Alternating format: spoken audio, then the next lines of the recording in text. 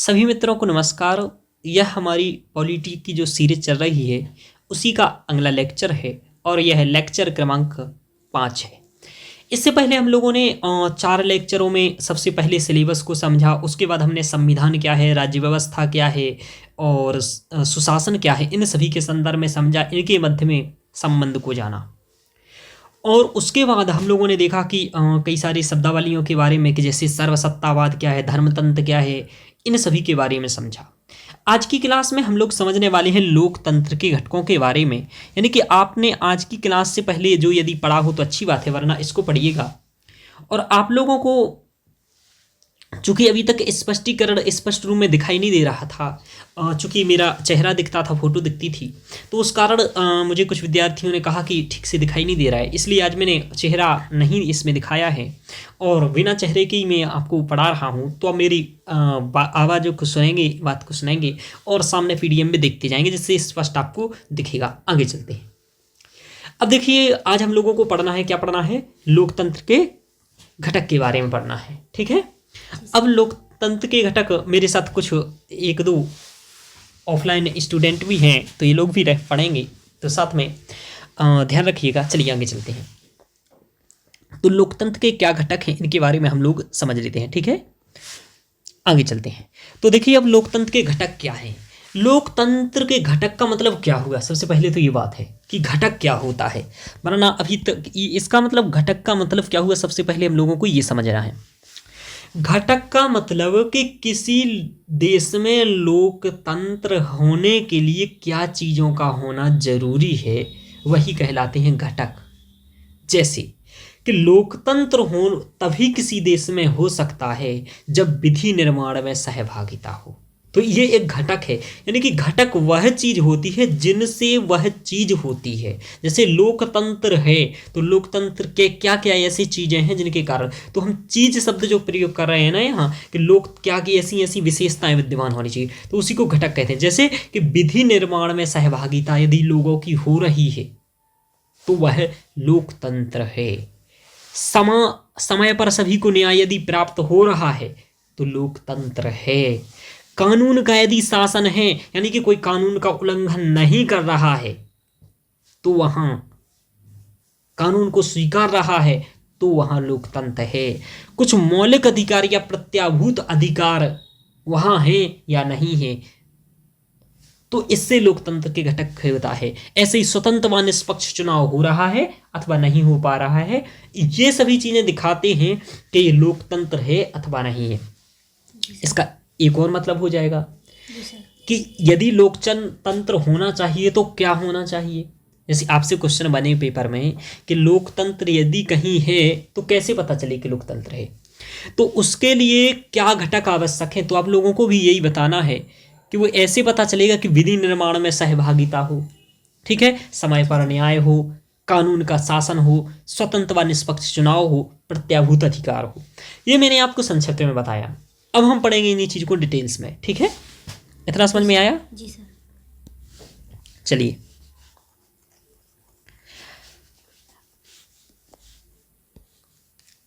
अब देखो, अब सबसे पहले थोड़ा सा हम देखें कि चूंकि हम पहले ही आपको बता चुके हैं कि लोकतंत्र होता क्या है, तो मैंने पहले बताया ये अब्राहम लिंकन जी है, दिख रहे हो तो ऐसे ही दिखते थे। लोकतंत्र का जनता के लिए जनता के द्वारा शासन होता है। इसका मतलब ये कि हम सभी लोग मिलकर के ही शासन करते हैं, यहाँ वो होता है। अब लोकतंत्र समझा हमने, अब लोकतंत्र को हम ये समझेंगे कि लोकतंत्र के प्रकार क्या हैं थोड़ा सा, चूंकि ये इसलिए समझना जरूरी है कि लोकतंत्र के घटक समझेंगे कि है या नहीं हो, उससे पहले हम लोगों को थोड़ा सा ये क्लियरिटी हो कि लोकतंत्र क्या है। चूंकि हमारा भारत देश एक लोकतांत्रिक देश है, आपने देखा होगा हम भारत के लोग भारत को संपूर्ण प्रभुत्व संपन्न समाजवादी पंथ निरपेक्ष लोकतंत्रात्मक गणराज्य बनाने के लिए, तो ये लोकतंत्रात्मक शब्द है, इस शब्द से ही स्पष्ट है कि हमारे यहाँ लोकतंत्र है। और परिभाषा इससे भी स्पष्ट हो जाती कि हम भारत के लोग, तो हम भारत के लोग ही यह शब्द कहता है कि भारत की जो अंतिम शक्ति या सत्ता का मूल है वह क्या है, हम सभी लोग हैं, ठीक है। इतना समझ में आया? जी सर। अब देखिए, अब देखो आगे यहाँ यह है कि लोकतंत्र के कितने प्रकार होते हैं, बोलिए। दो प्रकार होते हैं। कौन कौन से? जी सर, प्रत्यक्ष लोकतंत्र और अप्रत्यक्ष लोकतंत्र। प्रत्यक्ष लोकतंत्र होता है और एक होता है अप्रत्यक्ष लोकतंत्र। अच्छा, प्रत्यक्ष लोकतंत्र क्या होता है बताइए, बता पाएंगे? जी सर। बोलिए। सर, जहाँ पर जनता द्वारा स्वयं प्रत्यक्ष रूप से अपने प्रतिनिधि को चुना जाए। जी, प्रतिनिधि को चुना जाए, तो वो तो भारत में भी चुना जाता है प्रतिनिधि को। जी सर। प्रत्यक्ष लोकतंत्र का मतलब ये होता है कि जनता कानून निर्माण में डायरेक्टली भागीदारी निभाए, ना कि प्रतिनिधि। तो क्या हो कि कानून निर्माण में, ठीक है, आराम से बोलना है ना, कोई दिक्कत नहीं है, वैसा घबराने की बात नहीं है। तो कानून के निर्माण में क्या हो, जनता डायरेक्ट भागीदारी करे, स्वयं उसमें करे, तो वो होता है प्रत्यक्ष लोकतंत्र। तो अपने यहाँ या ये ऐसा क्या होता है, हम लोग डायरेक्ट कानून बनवाते हैं क्या? नहीं। तो भारत में हम लोग कानून प्रतिनिधि चुनते हैं जी, और फिर वो कानून बनाते हैं, विधि बनाते हैं जी। तो ये अप्रत्यक्ष लोकतंत्र क्या होता है कि अप्रत्यक्ष लोकतंत्र वह होता है जहां हम जनप्रतिनिधि को चुने पहले, और जनप्रतिनिधि क्या करे, फिर कानून बनाए, और वह नीतियां जो कानून बना रहा है वह फिर हम सभी पर लागू हों। तो ये होता है। तो प्रत्यक्ष लोकतंत्र में और अप्रत्यक्ष लोकतंत्र में अंतर क्या हुआ कि प्रत्यक्ष लोकतंत्र में डायरेक्ट जनता कानून या विधि निर्माण में अपना भूमिका का निर्वहन करती है, वहीं जी। अप्रत्यक्ष लोकतंत्र में क्या होता है, अप्रत्यक्ष रूप से अपने प्रतिनिधियों द्वारा हाँ, विधि निर्माण में भूमिका निभाती है। हाँ, विधि निर्माण में भूमिका निभाते हैं। तो ये क्या हुआ, अप्रत्यक्ष लोकतंत्र। ये हुआ अप्रत्यक्ष लोकतंत्र। चलिए आगे चलते हैं। अब देखो यहाँ लोकतंत्र के हमने एक देखा प्रत्यक्ष लोकतंत्र, दूसरा देखा अप्रत्यक्ष लोकतंत्र। प्रत्यक्ष लोकतंत्र से अभिप्राय परिभाषा देख लो, ये जो लिखी हुई है, प्रत्यक्ष लोकतंत्र से अभिप्राय जनता की शासन में सीधे तौर पर भागीदारी से है। ठीक है, जनता की सीधे तौर पर भागीदारी से है, जिसमें वह प्रतिनिधियों की सहायता के बिना स्वयं ही नीति का निर्माण या कार्य करते हैं। तो नीति निर्माण का कार्य जब जनता स्वयं करे तो वो क्या होता है, प्रत्यक्ष लोकतंत्र होता है।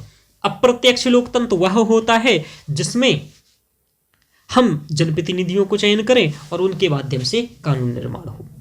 अब तो भारत में डायरेक्टली प्रत्यक्ष लोकतंत्र ना हो करके अप्रत्यक्ष लोकतंत्र है। अच्छा, ऐसा क्यों किया हम लोगों ने कि अप्रत्यक्ष लोकतंत्र को अपनाया, प्रत्यक्ष को नहीं अपनाया? इसका कुछ कारण बता सकते हैं? जी सर, एक तो जनसंख्या बहुत अधिक है और हमारा देश की जो क्षेत्र है, क्षेत्रफल, वो भी काफ़ी मतलब विश्व में 7वें स्थान पर है। तो इतनी अधिक जनसंख्या और इतना बड़ा देश, इसमें प्रत्यक्ष जनता की पूरी तरह से प्रत्यक्ष रूप से भागीदारी हो पाना थोड़ा मतलब कठिन था सर, संभव नहीं हो पाता ऐसा जी। Very good. इसलिए ये अप्रत्यक्ष लोकतंत्र को अपनाया गया। जी बिल्कुल, रोशनी जी ने ये सही बताया आप लोगों को कि देखिए ध्यान रखिएगा कि यहाँ जो भागीदारी है वो जनता बहुत ज़्यादा है हमारे यहाँ, ठीक है, और जनता जहाँ ज़्यादा होती है वहाँ पर डायरेक्टली भागीदारी हो पाना मुश्किल होता है। दूसरा, व्यापक भौगोलिक क्षेत्र होता है, वहाँ ये नहीं हो पाता है। ये छोटे देशों में प्रत्यक्ष लोकतंत्र हो पाता है। वैसे प्रत्यक्ष लोकतंत्र का एक उदाहरण यदि मालूम हो तो आपको मालूम नाम है क्या है? स्विट्जरलैंड है। जी, तो प्रत्यक्ष लोकतंत्र का एक उदाहरण क्या है? स्विट्जरलैंड है, ठीक है ना, स्विट्जरलैंड है, जिसमें वहां के नागरिक अपनी सर्वोच्च शक्ति का प्रयोग और विधि निर्माण प्रत्यक्ष रूप से करते हैं, ठीक है ना। अच्छा, अब तो अभी देखो ये प्रत्यक्ष रूप से क्या करते हैं, अपनी भागीदारी का निर्वहन करते हैं। अब स्विट्जरलैंड कहाँ है, थोड़ा सा हम स्विट्जरलैंड के बारे में देखेंगे कि स्विट्जरलैंड कहाँ है। तो आप देखिए भारत है, तो भारत देख रहे हैं आप, भारत से यहाँ आप देखेंगे ये बना हुआ है, ये छोटा सा यूरोप महाद्वीप में स्विट्जरलैंड है। अब इसी को हम थोड़ा सा व्यापक देखेंगे कि ये कहाँ है। तो इसको आप इस डायग्राम में देखेंगे यहाँ कि यहाँ आप देख पा रहे हैं ये स्विट्जरलैंड है, ये दिख रहा है, ये रेड कलर से जो गोला बन इस प्रकार का जो गोला बन के है ये दिख रहा है, ये है क्या, ये है स्विट्जरलैंड है। इसके आसपास 3-4 देश लगे हुए हैं, उनकी सीमा इस प्रकार है, ये है देखिए फ्रांस है, ये जर्मनी है, ये ऑस्ट्रिया है और ये इटली है। तो ठीक है, आप लोगों ने देखा कि ये यहाँ जर्मनी है, ये स्विट्जरलैंड है, ये आपका फ्रांस है, ये ऑस्ट्रिया है और ये इटली है। मैंने कल परसों आपको एक देश और पढ़ाया था, पता है, जो मैंने बताया था कि इटली में यहाँ वेटिकन सिटी है। वेटिकन सिटी की एक विशेषता बताई थी, क्या बताई थी? वो ईसाई धर्म का क्या, धर्म का सर, मतलब ईसाई धर्म के हाँ, वहीं से कैथोलिक का follow किया वहाँ जाता है जैसे। मुख्य है और ईसाई धर्म के मुख्य वहीं है। और वहाँ पर क्या होता है कि ईसाई धर्म का के बारे में, यानी कि छोटा देश है विश्व का, ये सभी बातें मैंने आपको बताया था वहाँ। जी इस सर। टाइप से वो ये बताया था कि पूर्ण धर्मतंत्र टाइप का देश है ऐसा, जी है सर। ना। आगे चलते हैं। अब देखो आगे चलते हैं हम। तो ये हम लोगों ने देखा इस स्थिति। अब देखिए स्विट्जरलैंड आप लोग घूमने जाते ही हैं, है ना। तो स्विट्जरलैंड में यदि घूमने जाएं तो मैं दो चार शहरों के नाम बता देता हूँ कि वहाँ कौन से शहरों में घूमना है आपको, तो देख लीजिएगा। जैसे आपने देखा यहाँ जेनेवा, जेनेवा भी यहाँ है। और जेनेवा आप लोगों ने कई चीज़ों का मुख्यालय भी पढ़ा होगा, पढ़ा है। जी सर। हाँ, तो जेनेवा मुख्यालय के रूप में भी आता है। इसी अल्प्स से ऐसे बर्न है, तो स्विट्जरलैंड की राजधानी बर्न है, ठीक है ना। ये है, तो इसी प्रकार के ये वासेल है, तो बासेल, जेनेवा, बर्न, ये सभी घूमने वाले स्थान हैं, है ना। बर्न है सर जी, जगह। स्विट्जरलैंड की राजधानी बर्न है। तो अब यहाँ क्या है कि ये राजधानी है इसकी, ये सभी घूमने वाले हैं। यहाँ कई सारी अच्छी अच्छी झीलें हैं कि जाओ तो झीलों को देखो। फिर वहाँ झीलों के साथ अच्छे अच्छे मतलब ग्लेशियर भी हैं यहाँ पर, ग्लेशियर हैं। और आल्प्स पर्वत की चोट, पर्वत यहाँ हैं, यानी कि जो ऊपर, तो उनको भी बेहतरीन रहता है यहाँ, तो अच्छा लगता है, इसलिए लोग यहाँ जाते हैं। और इसलिए पृथ्वी का स्वर्ग के रूप में भी कुछ लोग इसे कहते हैं। देखिए आप देख रहे हैं कि कितना प्राकृतिक सौंदर्य है। ये छोटे छोटे पर्वत हैं, ये आप देख रहे हैं बर्फ से युक्त हैं, ऐसा अच्छा दिख रहा है। और भी आप देखें तो देखिए झीलें दिख रही हैं छोटी छोटी। इसी प्रकार ये वहाँ के शहर, घर इत्यादि दिख रहे हैं आपको। तो ये सभी चीज़ें हैं स्विट्जरलैंड के बारे में। मैंने स्विट्जरलैंड इसलिए बता दिया आपको, थोड़ा बहुत आप लोग घूम लें इसको तो अच्छा रहे। अब देखिए प्रत्यक्ष लोकतंत्र और अप्रत्यक्ष लोकतंत्र अभी तक हम लोगों ने देखा। अब देखेंगे यहाँ के प्रत्यक्ष लोकतंत्र के चार उपकरण हैं। क्या, कितने उपकरण हैं? चार उपकरण हैं। यानी कि अभी देखो हम यहाँ घटक पढ़ रहे थे, अब उपकरण और घटक भी एक ही चीज होता है कि चार घटक है प्रत्यक्ष लोकतंत्र के। और ये प्रीलिम्स में कई बार पूछे जाते हैं, तो ये ध्यान रखना है कि क्या है। और कभी पूछ ले कि प्रत्यक्ष लोकतंत्र क्या होता है। चार ये हैं कि पहला है परिप्रेक्षा, क्या है? परिप्रेक्षा। दूसरा है पहले यानी कि इनिशिएटिव। तीसरा है प्रत्यावर्तन या प्रत्याशी को वापस बुलाना, रिकॉल का सिस्टम। एक है जनमत संग्रह, जनमत यानी कि जनमत संग्रह। तो हम एक एक करके चारों को थोड़ा समझेंगे कि ये क्या है, ठीक है ना। आगे चलते हैं। अब देखो यहाँ हम लोग देख रहे हैं कि पहला क्या है कि पहला यहाँ देख रहे हैं कि दूसरी ओर अप्रत्यक्ष लोकतंत्र में लोगों द्वारा चुने हुए प्रतिनिधि सर्वोच्च शक्ति का प्रयोग करते हैं। तो समझ में आ रहा है कि प्रत्यक्ष लोकतंत्र में क्या है, लोगों द्वारा चुने हुए प्रतिनिधि क्या करते हैं, सर्वोच्च शक्ति का प्रयोग करते हैं और सरकार चलाने होते हुए कानून निर्माण करते हैं। इस प्रकार लोकतंत्र को प्रतिनिधि लोकतंत्र कहा जाता है। तो भारत का लोकतंत्र कैसा है? प्रतिनिधि मूलक लोकतंत्र है, ठीक है ना। प्रतिनिधि मूलक लोकतंत्र है। अब देखिए क्या होते हैं इसके प्रत्यक्ष लोकतंत्र के घटक, यहाँ देखेंगे। पहला होता है परिप्रेक्षा, यानी कि जनता। परिप्रेक्षा क्या होती है कि जनमत वह प्रक्रिया है, इसे जनमत कहते हैं। तो परिप्रेक्षा को हम जनमत भी कहते हैं, ठीक है ना। वह प्रक्रिया जिसके जरिए सीधे मतदाता द्वारा विधायी व्यवस्था निर्धारित की जाती है। तो परिप्रेक्षा का मतलब विधायी प्रक्रिया का निर्धारण, यानी कि कानून बनाना डायरेक्टली किया जाता है। दूसरा एक होता है पहल। पहल का मतलब होता है एक तरीका है जिसके द्वारा किसी अध्यादेश को प्रभावी बनाने के लिए विधानमंडल को कह सकते हैं, ठीक है, कि विधानमंडल को कह सकते हैं भाई इस प्रकार का है। तो पहल करना यानी कि अध्यादेश टाइप का जारी करना, जैसे अध्यादेश होता है वैसे। ऐसे होता है प्रत्यावर्तन, एक ऐसा तरीका है जिसके द्वारा मतदाता प्रतिनिधि को हटा सकते हैं।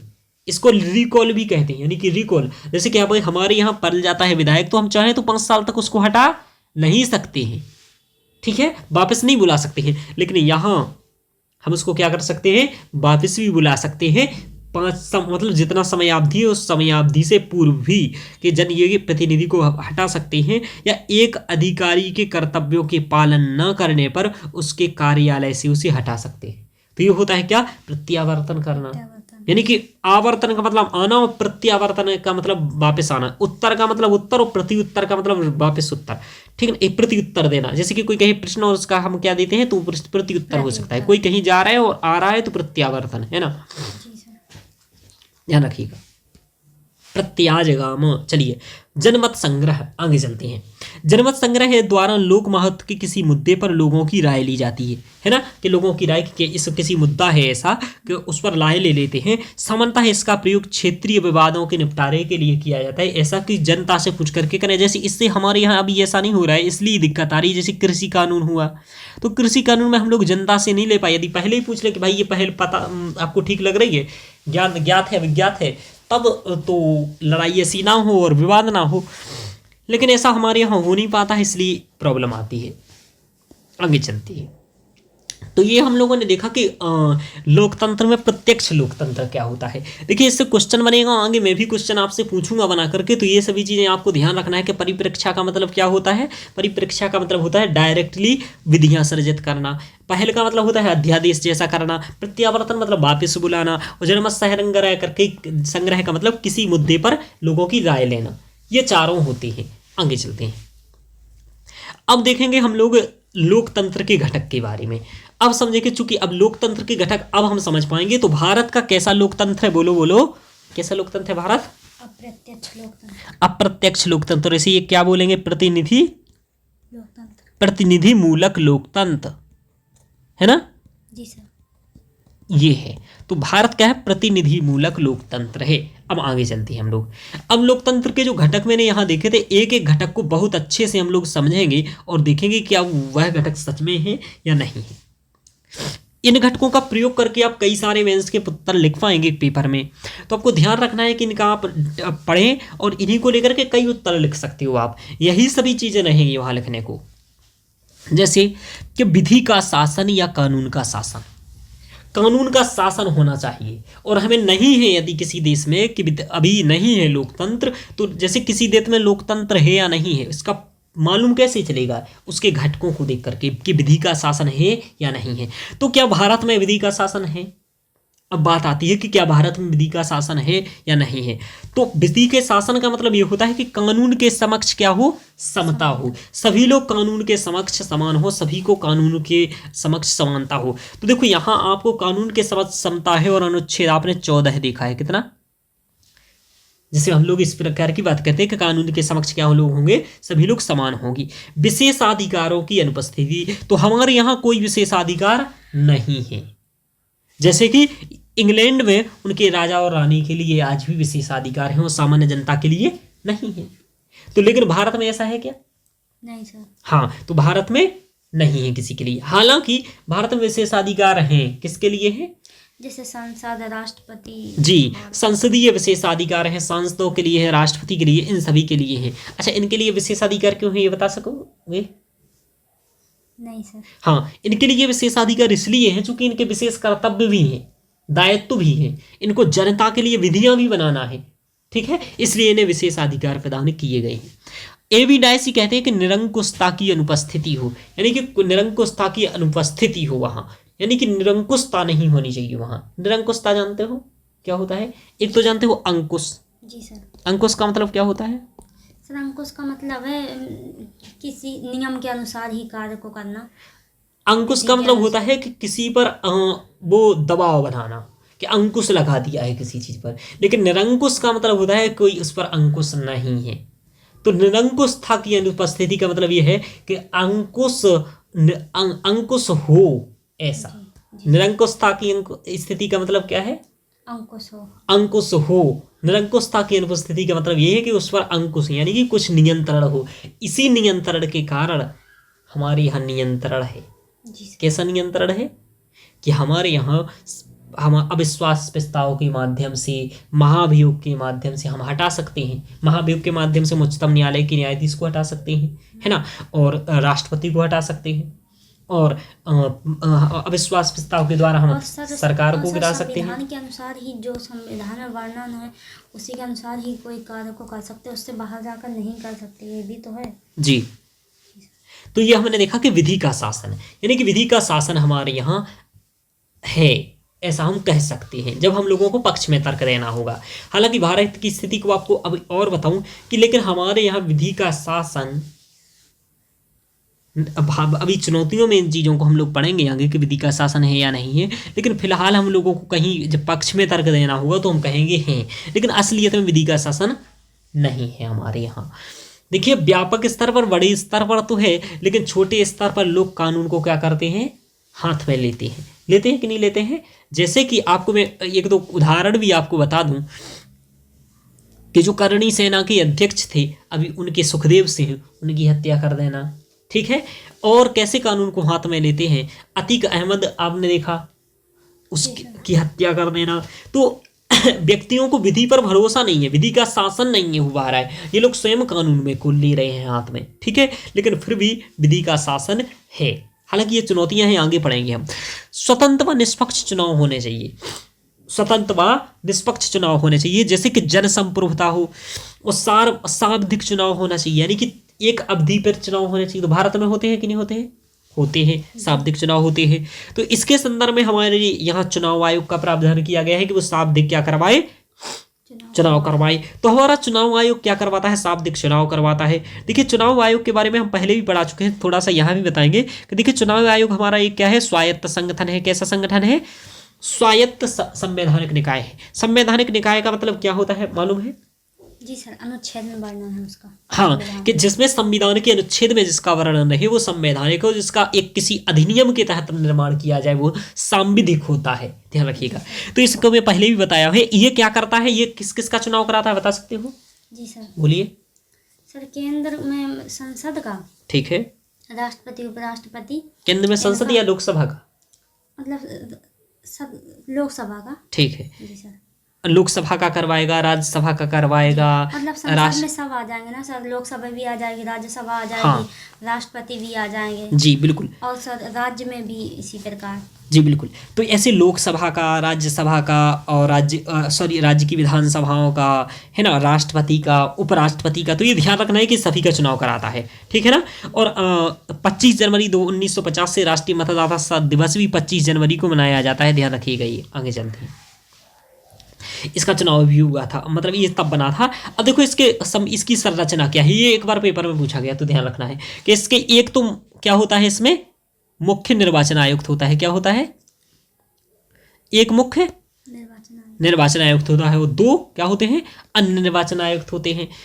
और इन सभी की कार्यकाल क्या रहता है, ये पूछा गया था पेपर में कि इसका कार्यकाल क्या होता है। तो आप देखें कि 6 वर्ष से 65 वर्ष की आयु होता है, और सेवानिवृत्ति के बाद ये पुनर्नियुक्ति के पात्र होते हैं कि नहीं, होते हैं। तो पुनर्नियुक्ति के पात्र भी क्या होते हैं, ये होते हैं। तो ध्यान रखिएगा। और इनके चुनाव को, इनको हटाने की प्रक्रिया वही है जो एक सर्वोच्च न्यायालय के न्यायाधीश को हटाने की प्रक्रिया है, ध्यान रखिएगा। आगे चलते हैं। इसके बाद हम देखेंगे कि इसके कार्य क्या होते हैं। तो ये क्या करता है, चुनावी निर्वाचन क्षेत्रों का निर्धारण, कि किस किस चुनावी क्षेत्रों का निर्धारण करेगा। मतदाता सूची को भी ये तैयार करता है और समय समय पर उसका पुनरीक्षण भी करता रहता है। ये चुनाव कार्यक्रम को और तारीखों को भी अधिसूचित करता है। ये पूछा गया था कि चुनाव कार्यक्रम और तारीखों को अधिसूचित कौन करता है, संघ का गृह मंत्रालय, राष्ट्रपति या निर्वाचन आयोग। तो निर्वाचन आयोग करता, ध्यान रखना। राजनीतिक दलों को पंजीकृत करता है और उन्हें राष्ट्रीय दल के रूप में बनाता है। जैसे अभी आप पार्टी को एक राष्ट्रीय दल के रूप में क्या बनाया, तो किसने बनाया, इसी ने दर्जा दिया। जी सर। हाँ, और ये आदर्श आचार संहिता जारी करता है। आदर्श आचार संहिता से भी क्वेश्चन बना था 2016 में या 17 में, तो उसके बारे में भी चुनाव आयोग के में डीप में नहीं पढ़ा है, बस संक्षिप्त चीजें समझा रहे हैं। सांसदों की अयोग्यता से संबंधित मामलों पर राष्ट्रपति को सलाह देता है। क्या करता है, सलाह देता है। हाँ, तो ये ध्यान रखना है आपको। अब इसमें भी कई सारी चुनौतियां हैं चुनाव आयोग के समक्ष भी, इसको हम लोग समझेंगे कि जैसे मुख्य निर्वाचन आयुक्त का कार्यकाल छोटा है, नियुक्ति में कार्यपालिका का प्रभाव है इसमें, तो ये लिखा है कार्यकारी प्रभाव है। इसमें वित्त के लिए इसे केंद्र पर निर्भर रहना पड़ता है, यानी कि उसकी जी हुजूरी करनी पड़ती है। तो अब जिसकी जी हुजूरी करोगे उसी के मन का काम भी करना पड़ेगा, है ना। तो स्वतंत्र स्टाफ की भी इसकी कमी है। तो ये सभी चीज़ें चुनाव आयोग को क्या करती हैं, स्वतंत्र व निष्पक्ष चुनाव में कुछ व्यवधान भी व्युत्पन्न करती हैं। तो यानी कि हमारे यहाँ स्वतंत्र और निष्पक्ष चुनाव के लिए निर्वाचन आयोग का प्रावधान किया गया है, और भारत में स्वतंत्र और निष्पक्ष चुनाव होने की प्रक्रिया है। इसका मतलब ये है, आप लोग एक बात ध्यान रखिएगा, हमारे राजनीति में हम जो भी चीज़ें पढ़ेंगे ना, हमारे यहाँ संरचनात्मक दिक्कतें नहीं होंगी इस में, क्योंकि हमारे संविधान निर्माताओं ने सबको ठीक से बना दिया है, लेकिन उनका व्यवहारिक क्रियान्वयन हम लोग ढंग से नहीं कर पाए हैं। या तो हमारे यहाँ नेता ठीक नहीं बन पा रहे हैं, या यानी कि राजनीति का अपराधीकरण हो रहा है, जो हम आगे देखेंगे अभी। तो ये सभी चीज़ें यानी कि कमी कहीं ना कहीं हम ही लोगों में रह रही है। ठीक है ना, आगे चलते हैं। इस प्रकार से कह सकते हैं कि संविधान तो मतलब सही है, पर जो राज्य व्यवस्था यानी कि पॉलिटी, हाँ, वो सही से कार्य नहीं कर पा रही। देखिए इसलिए क्वेश्चन बनते हैं। क्वेश्चन दिख रहा है कि इलेक्ट्रॉनिक वोटिंग मशीन ईवीएम के इस्तेमाल संबंधी हाल के विवाद जो हुए हैं, तो इन संबंध में भारत के चुनाव आयोग की विश्वसनीयता सुनिश्चित करने के लिए, चूंकि यदि ईवीएम पर क्वेश्चन उठ रहा है, इसका मतलब आप समझ रहे हो, चुनाव आयोग पर क्वेश्चन उठ रहा है, स्वतंत्र व निष्पक्ष चुनाव पर क्वेश्चन उठ रहा है, इसलिए ये पूछ रहा है ये क्वेश्चन कि भारत के निर्वाचन आयोग के समक्ष चुनौतियां क्या क्या है। तो वो हम लोगों को पूछ रहा है यहाँ। इसने 10 अंक का पूछा है, 150 शब्द का क्वेश्चन। तो इस टाइप के क्वेश्चन अभी हम लोग जब डीप में ये क्वेश्चन पढ़ेंगे, तब ईवीएम वगैरह सब कुछ पढ़ेंगे और देखेंगे क्या कैसा होता है। तो अभी हम लोगों ने ये समझा कि विधि का शासन होना चाहिए, जन संप्रभुता होनी चाहिए, शाब्दिक चुनाव होने चाहिए। आगे चलते हैं। देखो अब देखो आपको मैंने यहाँ पहले भी ये कि मौलिक अधिकार या प्रत्याभूत अधिकार होने चाहिए, तभी हम मानेंगे कि क्या है वहाँ लोकतंत्र है। समझ में आ रहा? चूंकि क्या है कि कई देश ये तो कहते हैं हमारे यहाँ लोकतंत्र है, लेकिन असलियत में लोकतंत्र वहाँ नहीं होता है। जैसे चाइना जैसे देशों में लोकतंत्र नामक की चीज़ है ही नहीं, ठीक है ना। लेकिन ऐसे कई देश होते हैं जो कहते हैं, हालांकि चाइना ये नहीं कहता है, वो जनवादी गणराज्य है, हालांकि जनवादी का मतलब लोकतांत्रिक ही होता है। ठीक है, लोकतंत्र के ये गुण चल रहे हैं, मतलब जहाँ भी लोकतंत्र होगा तो वहाँ ये चीजें होंगी। हाँ, आप ऐसा कह सकते हो, ये लोकतंत्र के गुण हैं या फिर विशेषता है या घटक है, कि जहाँ लोकतंत्र होना चाहिए वहाँ ऐसी चीजें होना चाहिए असलियत में। लेकिन यदि ऐसी चीजें नहीं हैं तो क्या करना है, ऐसी चीजें फिर भी होनी चाहिए, प्रयास करना चाहिए ऐसा करने का। ऐसी बात है ना।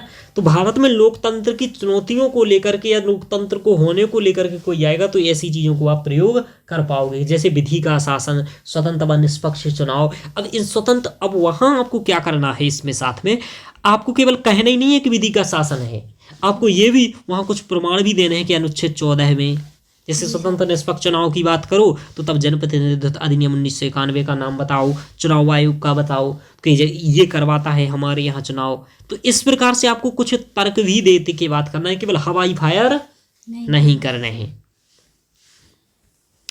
अब आगे चलते हैं। तो हमारे यहाँ कुछ अधिकार होने चाहिए, तो प्रत्याभूत अधिकार लोकतंत्र में होने चाहिए। प्रत्याभूत अधिकार का मतलब जानते हो क्या होता है? जिसमें मौलिक अधिकार, हाँ, फंडामेंटल राइट्स। हाँ, तो प्रत्याभूत इन्हें इसलिए कहा जाता है चूंकि इन्हें सर्वोच्च न्यायालय का संरक्षण प्राप्त होता है। किसका होता है बोलो? सर्वोच्च न्यायालय का संरक्षण होता है। इसका मतलब ये कि आपके मौलिक अधिकारों को ना ही कोई अन्य व्यक्ति का वो कर सकता है, अन्य व्यक्ति आपका उल्लंघन कर सकता है, और ना ही सरकार कर सकती है। समझ में आ रहा? तो ना ही राज्य का, हाँ, सरकार का मतलब आप समझे राज्य, यानी कि, और ना ही व्यक्ति, यानी कि कोई भी आपके अधिकार का उल्लंघन नहीं करता। यदि करता है तो आपको सर्वोच्च न्यायालय जाने का अधिकार प्राप्त है, संरक्षण प्राप्त है। आप उच्च न्यायालय भी इसके लिए जा सकते हैं, लेकिन सर्वोच्च न्यायालय भी जा सकते हैं। मानव मात्र के सर्वांगीण विकास हेतु ये अत्यंत महत्वपूर्ण होते हैं, और इसलिए किसी भी लोकतंत्र में, जब लोकतंत्र में उस लोगों का ही सर्वांगीण विकास नहीं हो पाए तो क्या मतलब है फिर लोकतंत्र का। इसलिए उसे प्रत्याभूत या मौलिक अधिकार होने चाहिए, और वो मौलिक अधिकार ऐसे होने चाहिए कि उसको सर्वोच्च संरक्षण प्राप्त हो, यानी कि यदि वो प्राप्त नहीं हो रहे हैं तो उसमें क्या हो, सुरक्षा प्राप्त हो। भारतीय संविधान में कहाँ है मौलिक अधिकार, मालूम है किस भाग में है? जी सर, भाग 3 में है। अनुच्छेद क्रमांक 12 से 35 तक है ये मौलिक अधिकार। ठीक है, याद है मौलिक अधिकार? नहीं है, चलिए अब याद कर लेना। आगे देखते हैं। अब तो ये मौलिक अधिकारों के बारे में थोड़ी सी हम लोग रिवीजन कर लेते हैं। मैं पहले भी पढ़ा चुका हूँ। देखिए मौलिक अधिकार कितने हैं बोलो? 6 मौलिक अधिकार हैं वर्तमान में। पहले 7 थे, जिसके जो संपत्ति का अधिकार वर्तमान में मौलिक अधिकार ना होकर के एक संवैधानिक अधिकार है या विधिक अधिकार है। ठीक है, समानता का अधिकार, समानता का अधिकार के लिए अनुच्छेद 5 अनुच्छेद हैं। कितने अनुच्छेद हैं? 5, 14 से 18। 14 से 18 है। 14 में क्या है? कानून के समक्ष समता। अनुच्छेद 15 में क्या है?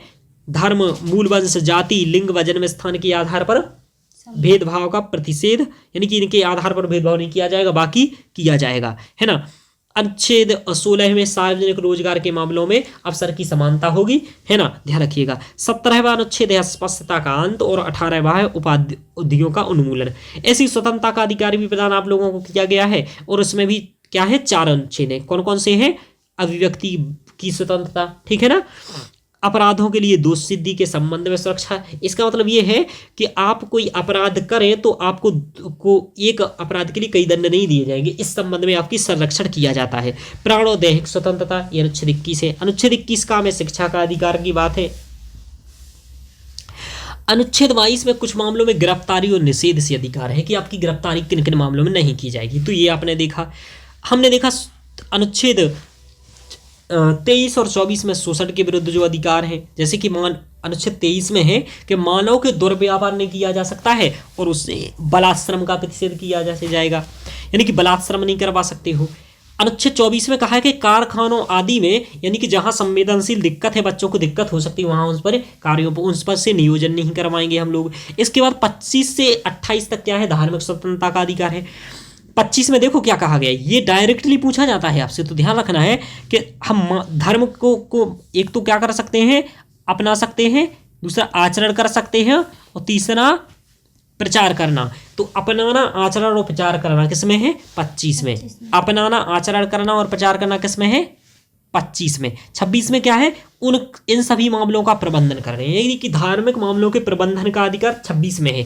तो एक एक चीज याद रहनी चाहिए यूपीएससी के आपको, किसी भी विशेष धर्म की अभिवृद्धि के लिए कर के भुगतानों के संबंध में स्वतंत्रता, यानी कि कर के भुगतानों से आपको छूट भी प्रदान की जा सकती है। तो अनुच्छेद 27 है, कुछ शैक्षणिक संस्थानों में धार्मिक शिक्षा दी जा सकती है, धार्मिक उपासना के भाग लेने की स्वतंत्रता, यानी कि कुछ संस्थान हो सकते हैं जो धार्मिक शिक्षा, जैसे गुरुकुल होते हैं, आश्रम होते हैं, जहाँ पंडित क्रम जैसी कुछ चीजें पढ़ाई जाती हैं, मदरसा होते हैं, आगे चलते हैं। तो हम लोगों ने देखा यहाँ धार्मिक स्वतंत्रता का अधिकार। ऐसे ही हमारे यहाँ संस्कृति और शिक्षा संबंधी अधिकार है। अल्पसंख्यकों हितों के संरक्षण के लिए अनुच्छेद 29 है। शैक्षिक संस्थानों की स्थापना करना और प्रशासन करना और अल्पसंख्यकों के अधिकारों की सुरक्षा करना, यह अनुच्छेद 30 में वर्णन है। इस प्रकार हमारे यहाँ यह भी वर्णन है। इसी प्रकार हमारे यहाँ संवैधानिक उपचारों का अधिकार के अंतर्गत भी 4 अनुच्छेद हैं, जिसमें अनुच्छेद 32 में ये कहा गया है कि भाई जो आपको उपयुक्त हमने बताई हैं अधिकार, उन सभी को प्रवर्तित कराने के लिए उपचार है, ठीक है ना, अनुच्छेद 32 में।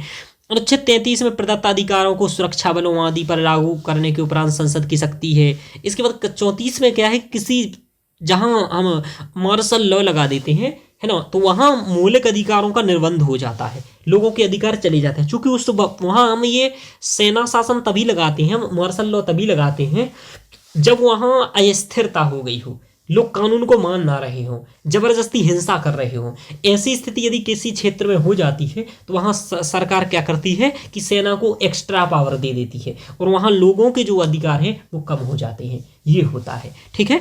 ऐसे ही अनुच्छेद 35 है, इस 35 में ये है कि इस भाग के प्रावधानों को, सर इसका मतलब यहाँ पर कुछ विशेष पदों को विशेष अधिकार मतलब दिए हाँ, गए हैं कि नहीं, कुछ विशेष लोगों को अधिकार दिए जा सकते हैं और छीने भी जा सकते और हैं, कुछ लोगों को जैसे कि छीने जाते हैं, जी। हाँ, जैसे कि पुलिस है, तो पुलिस ये नहीं कहेगी मैं ड्यूटी नहीं करूंगी क्योंकि मेरे सोने का अधिकार है तो मैं तो सोऊंगा। अब तुम्हारी राइट ड्यूटी है, नाइट ड्यूटी है, तो इसका मतलब ये नहीं कि तुम नाइट ड्यूटी में ये कह दो कि नहीं मैं तो सोने का अधिकार है तो मैं तो सोऊंगा, ऐसा नहीं कह सकते हो। जी सर। तो कुछ के छीने भी जा सकते हैं, है ना, मतलब उनके मौलिक अधिकारों में कमी की जा सकती है, इसकी बात है।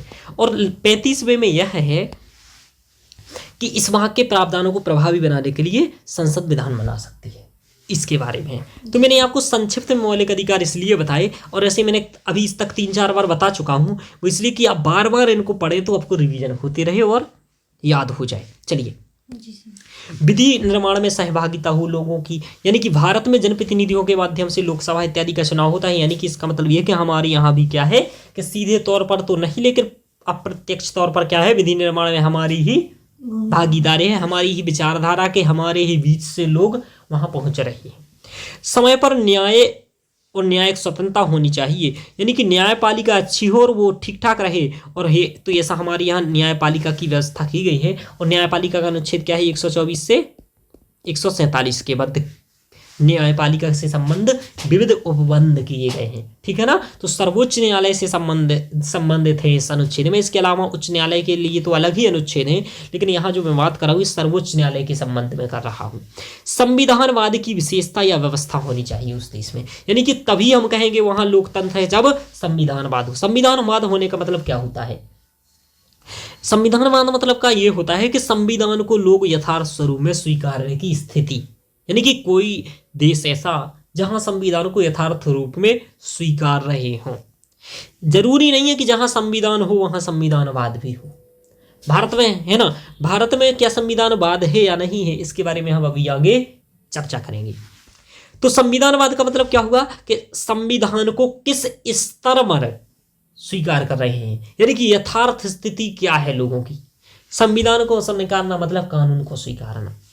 मौलिक कर्तव्य में हमारे यहाँ कहा गया है कि हमें संविधान के प्रति श्रद्धा रखनी चाहिए। भारत में उच्च स्तर पर व्याप्त है लेकिन निम्न स्तर पर नहीं है। क्या? संविधानवाद की स्थिति, यानी कि उच्च स्तर पर तो स्वीकार है संविधान, सभी लोग बात करते हैं संविधान के अनुसार सब काम हो रहे हैं, जैसे कि संसद की बात करें, न्यायपालिका, ये सभी का गठन हो रहा है, लेकिन निम्न स्तर पर लोग संविधान को नहीं देखते हैं। हम लोग, जैसे कि इसका उदाहरण क्या है कि हमने अभी क्या हुआ था, बिहार में अग्निवीर योजना के समय में ट्रेन को जला दिया था लोगों ने अग्निवीर योजना के विरोध में, ठीक है। इसका मतलब ये कि हम कानून के विरोध में जा रहे हैं, ठीक है। सरकारी संपत्ति की सुरक्षा करें, ये हमारा मौलिक अधिकार है, लेकिन क्या ऐसा हम कर रहे हैं? नहीं। तो ये यानी कि असलियत में हमारे हम लोग यानी कि निम्न स्तर पर संविधानवाद नहीं है। हम देखिए, हमने देखा कि दहेज निषेध वो अधिनियम में पारित किया कि दहेज नहीं लिया जाए, लेकिन लोग नहीं मान रहे हैं क्या? नहीं, असलियत में तो ले रहे हैं ना। इसके बाद हमने घरेलू हिंसा अधिनियम पारित किया, क्या मान रहे हैं लोग? नहीं मान रहे हैं, तो घरेलू हिंसा कर रहे हैं। तो ये यानी कि कानून तो हम बना रहे हैं संविधान के आधार पर, लेकिन लोग मान नहीं रहे हैं यथार्थ में। इससे दिखता है कि निम्न स्तर पर नहीं है। तो इस प्रकार के आपको उदाहरण देकर के ये सब बातें करनी होती है। हालांकि अभी हम ये चर्चा नहीं कर रहे हैं, लेकिन फिर भी थोड़ा सा हमने आपको समझाया यहाँ। चलिए आगे चलते हैं। तो ऐसे ही आपको क्वेश्चन ध्यान रखना है और आगे हम लोग इस पे कहेंगे। देखिए, अब मौलिक अधिकार से भी क्वेश्चन बनते हैं। अभी क्वेश्चन मौलिक अधिकार अभी आपने पढ़ा, ये क्वेश्चन सॉल्व करिए। ये 2020 का यूपीएससी का क्वेश्चन है, ठीक है। इसको आप लोग करेंगे और उत्तर बताएंगे मुझे जरूर कमेंट में करके। जो भी अध्ययन करिएगा वो कमेंट में इसका उत्तर बताने का प्रयास करेगा कि निम्नलिखित मूल अधिकारों में किस संवर्ग में अस्पृश्यता के रूप में किए गई विभेदन के रूप में संरक्षण है? बताइए कौन सा है? सर डी है। इसका उत्तर डी है, ठीक है। तो इन्होंने कहा कि इसका समता के अधिकार के अंतर्गत, हाँ वो वहाँ लिंक है, इसमें आप इस पर क्लिक करके जो ये दिख रही है ऐसी लिंक पर पीडीएफ आपके पास जो होगी, तो आप इस लिंक पर यदि क्लिक करेंगे तो डायरेक्ट प्ले लिस्ट में पहुँच जाएंगी यूट्यूब की, ठीक है। तो पीडीएफ अपने में पीडीएफ पर इस पर क्लिक करेंगे, ये सभी पेजों पर बनी हुई है ऐसा कि GS2 पॉलिटी प्ले लिस्ट, ठीक है ना। तो उस पर अब देखिए, इसका जो ये उत्तर लिखा है वो दिख नहीं रहा है, लेकिन ये समता का अधिकार है और समता का अधिकार जो है, ठीक है। और बाकी ये शोषण के विरुद्ध, स्वतंत्रता का अधिकार, सांविधिक उपचारों का अधिकार नहीं है। अब देखो कैसे ये इसके अंतर्गत है, देख लीजिए आप।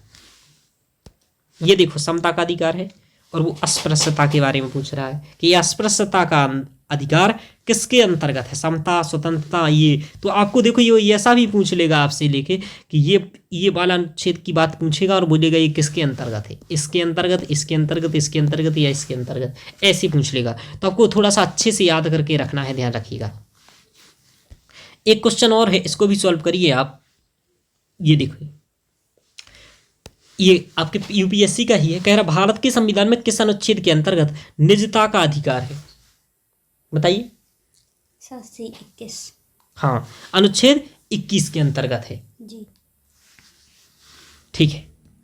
तो यहाँ अनुच्छेद 21 के अंतर्गत क्या है, बोलिए? निजता का अधिकार। निजता का अधिकार है। अब देखो ये एक और क्वेश्चन करो, ये देखो, ये भी है एक संविधान। अब देखो क्या कह रहे हैं कि भारत के संविधान में शोषण के विरुद्ध अधिकार द्वारा निम्नलिखित में से कौन से परिकल्पित है?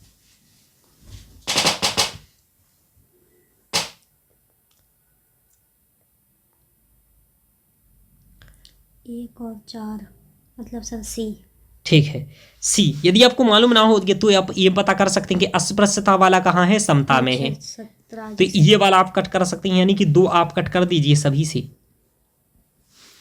तो आपका उत्तर निकल आया।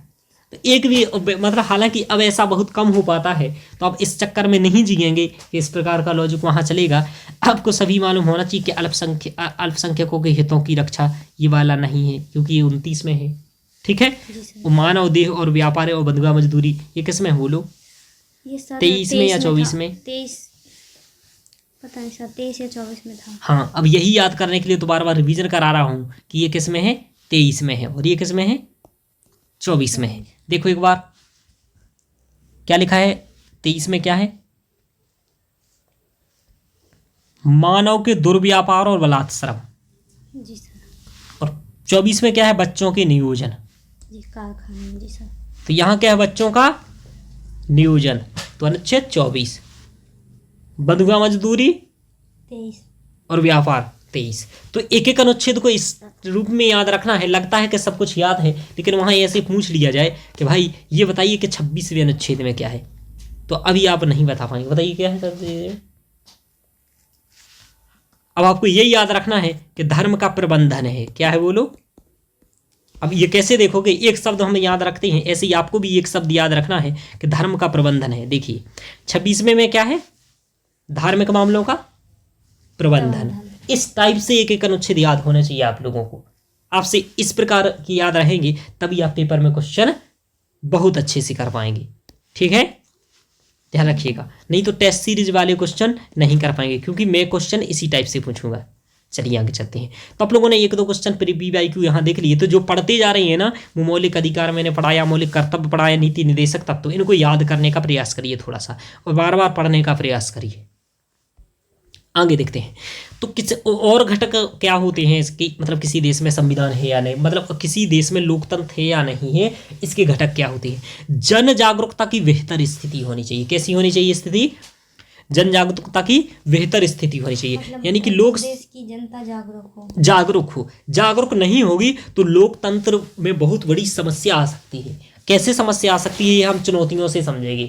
अभी की कैसे आएगी कि लोग वहाँ ये नहीं समझ पाएंगे, नेता वहाँ धर्म के आधार पर, जाति के आधार पर, या किसी इमोशनली मुद्दे के आधार पर, राष्ट्रवाद के आधार पर वोट मांगने की प्रयास करेंगे। देश की शासन व्यवस्था में एकदम पारदर्शी होनी चाहिए और जवाबदेही संस्थाएं होनी चाहिए। जैसे कि हमारे यहाँ सूचना का अधिकार है, तो सूचना के अधिकार के तहत वो लोग सूचना नहीं देते हैं और बोल देते हैं कि भाई ये अंतर्राष्ट्रीय महत्व का मुद्दा है। ऐसे कई सारे पेंडिंग है ना, तो ये नहीं होने चाहिए, जवाबदेह संस्थाएं होनी चाहिए। जैसे कि अब हमारे यहाँ न्यायिक व्यवस्था में विलंब है, लगभग 5 करोड़ के करीब केस हैं पेंडिंग में। तो इतना जो आप देख रहे हैं कि इतना पेंडिंग केस है, इसको ये सब हमारे यहाँ न्यायिक संस्थाओं पर विश्वास में कमी करता है। लेकिन यदि किसी देश में लोकतंत्र होना चाहिए तो वहाँ क्या होना चाहिए, जवाबदेह संस्थाएं होनी चाहिए और पारदर्शिता होनी चाहिए उनमें। जैसे कि गिलास में एकदम स्पष्ट दिख रहा है कि इतना पानी है, ऐसे ही वहाँ नीतियों के बारे में देखें कि इतना काम हुआ है, सरकार ने इतना पैसा दिया है, तब पारदर्शी प्रक्रियाएं होती हैं।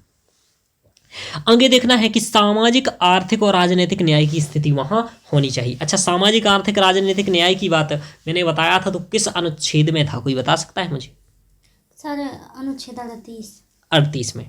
ठीक है, आप लोग देखिएगा कि ये अनुच्छेद 38 में ये सामाजिक, आर्थिक, राजनीतिक न्याय है अथवा नहीं, एक बार देख लीजिएगा। ठीक है सर, वो भी पढ़ाया था उद्देशिका में भी। जी, सामाजिक, आर्थिक, राजनीतिक न्याय की परिकल्पना है। तो हमारे यहाँ ये देखा कि संविधान की प्रस्तावना में भी है ना, और DPSP भी इसको प्रदान करने का मौलिक अधिकार में भी प्रदान किया जाता है। मैं आपको बताऊं कि राजनीतिक न्याय अधिकतर हमारे यहाँ मौलिक अधिकार में प्रदान किया जाता है, और जो DPSP है वो सामाजिक और आर्थिक न्याय की बात करती है। लेकिन ऐसा नहीं है, DPSP में राजनीतिक न्याय की भी बात की गई है। संविधान की प्रस्तावना में भी इस चीज़ की बात की गई। आप देख रहे हैं यहाँ लिखा है सामाजिक, आर्थिक, राजनीतिक न्याय, है ना। तो वहाँ समाज में सामाजिक, आर्थिक और राजनीतिक न्याय होना चाहिए। क्या भारत में सामाजिक, आर्थिक, राजनीतिक न्याय है? नहीं। इसको हम लोग अभी देखेंगे आगे कि क्या है सच में या नहीं है, तो ये समझेंगे। आगे चलते हैं। लैंगिक समता होनी चाहिए, यानी कि लैंगिक समानता होनी चाहिए उस समाज में। क्या भारत में है? बोलो नहीं है। कैसे? क्योंकि सर्वोच्च न्यायालय में केवल कितने % महिलाएं हैं? 9% महिलाएं जज हैं। ठीक है, और वहीं संसद में कितने % हैं? 14%। तो ये दो आंकड़े क्या दिखा रहे हैं आप? भारत में लैंगिक समता नहीं है, ध्यान रखिएगा। तो आपको लैंगिक समता का हम लोगों को क्या करना है, प्रयास करना है। अभी लैंगिक समता नहीं है तो कैसे न्याय है? संविधान में तो सब अच्छा अच्छा लिखा, पर ये व्यवहारिक स्तर पर नहीं हो पा रहा है लागू। जी, व्यवहारिक स्तर पर ये चीजें नहीं है। तटस्थ नौकरशाही, यानी कि नौकरशाही तटस्थ होनी चाहिए, यानी कि किसी पक्ष में नहीं जुड़ा होना चाहिए, यानी कि राजनीतिक गठजोड़ नहीं होना चाहिए। पर भारत में क्या है, मीडिया देख रहे हैं आप, है ना, 161वां रैंक आ रहा है। ठीक है, आंकड़ों व तथ्यों के आधार पर निर्णय होना चाहिए कि कितना काम किया है, कितना लाभ हुआ है, उस आधार पर हम काम करें। तो इस टाइप की चीजें जहां होती हैं वहां लोकतंत्र होता है, यानी कि असलियत में लोकतंत्र होगा तब ऐसी स्थिति हो, यानी कि लैंगिक समानता हो। ठीक है ना, तो लोकतंत्र असलियत में हमारा यही मकसद है यथार्थ स्वरूप में कि हमें लोकतंत्र की प्राप्त हो। अच्छा देखो, मौलिक कर्तव्य भी हमारे कुछ हैं, तो हम थोड़ा सा हमने सभी के बारे में पढ़ लिया है, मौलिक अधिकारों के बारे में पढ़ लिया है, प्रस्तावना भी हम लोगों ने कल देख लिया था। आज हम मौलिक कर्तव्यों के बारे में थोड़ा सा पढ़ेंगे।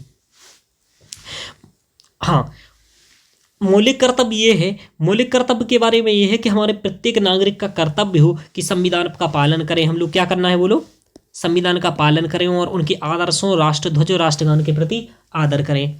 दूसरा हमारा है कि हमारे राष्ट्रीय आंदोलन को प्रेरित करने वाले जो भी आदर्श थे, जैसे महात्मा गांधी इत्यादि लोग, इन सभी को हम लोग क्या करें, अपने हृदय में संजोए रखें। भारत की संप्रभुता, एकता और अखंडता की रक्षा करें। देखो, एकता और अखंडता का ये विचार भारत की प्रस्तावना में भी है। जी सर है। संविधान की देखो ये लिखा है, एकता और अखंडता, एकता और अखंडता के बारे में यहां भी दिख रहा है आपको, ये लिखा है। ठीक है ना, और यहां भी आपको दिख रहा है। ऐसे ही भारत के सभी लोगों में समान समरसता और समान भ्रातृत्व की भावना, समान भ्रातृत्व की भावना यहाँ क्या है, इसमें भी है, दिख रही है आपको प्रस्तावना में, है ना। बंधुता बढ़ाना, तो बंधुता और समान भ्रातृत्व एक ही बात है कि तुम हमारे बंधु और तुम हमारे भाई हो। हमारे सामाजिक सांस्कृतिक गौरवशाली परंपरा के महत्व को समझें और उसका परिरक्षण करें। ठीक है ना, इसकी बारी बात है। इसी टाइप का अनुच्छेद आप एक बार क्या करिएगा, आर्टिकल 49 देखिएगा, जिसमें हमने पढ़ाया था कि नीति निर्देशक तत्व में डीपीएसपी में, इसमें भी कहा गया कि हम अपने जो ऐतिहासिक विरासत है और जो संस्कृति है उसका संरक्षण करें। ठीक है, अनुच्छेद 49 में।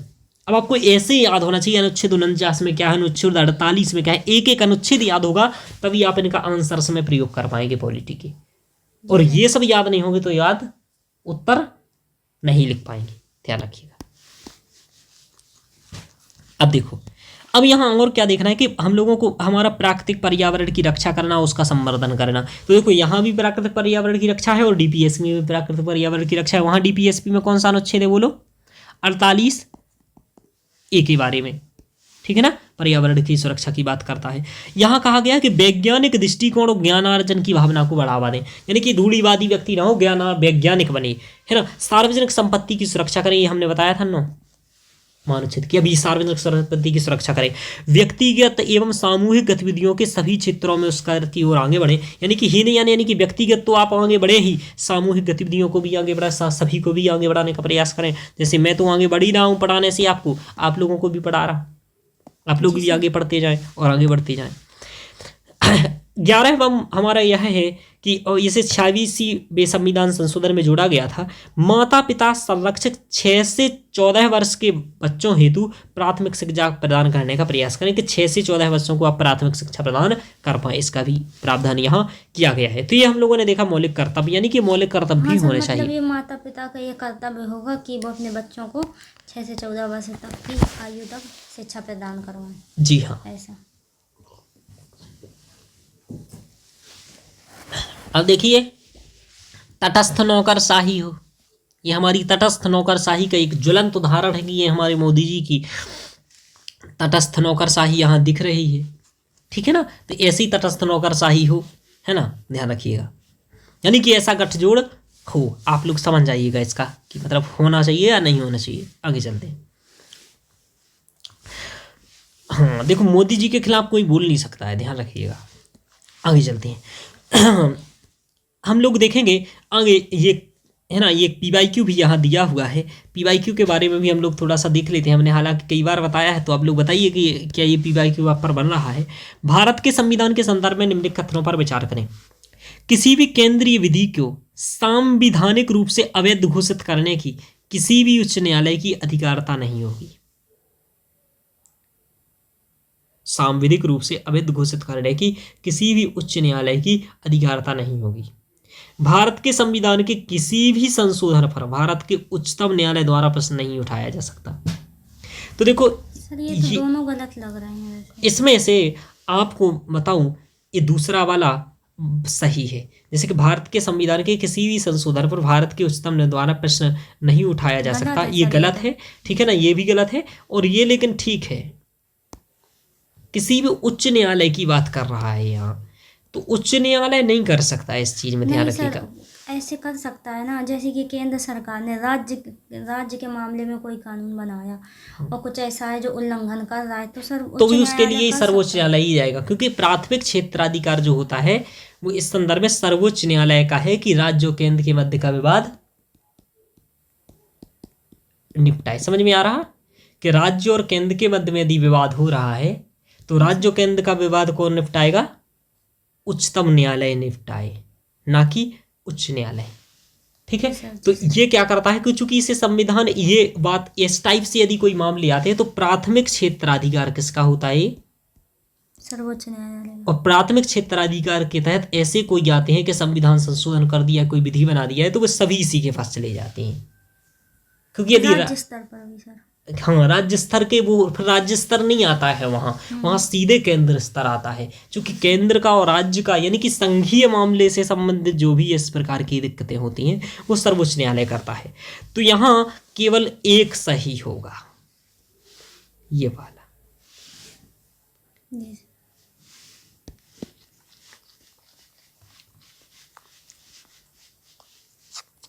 आगे चलते हैं।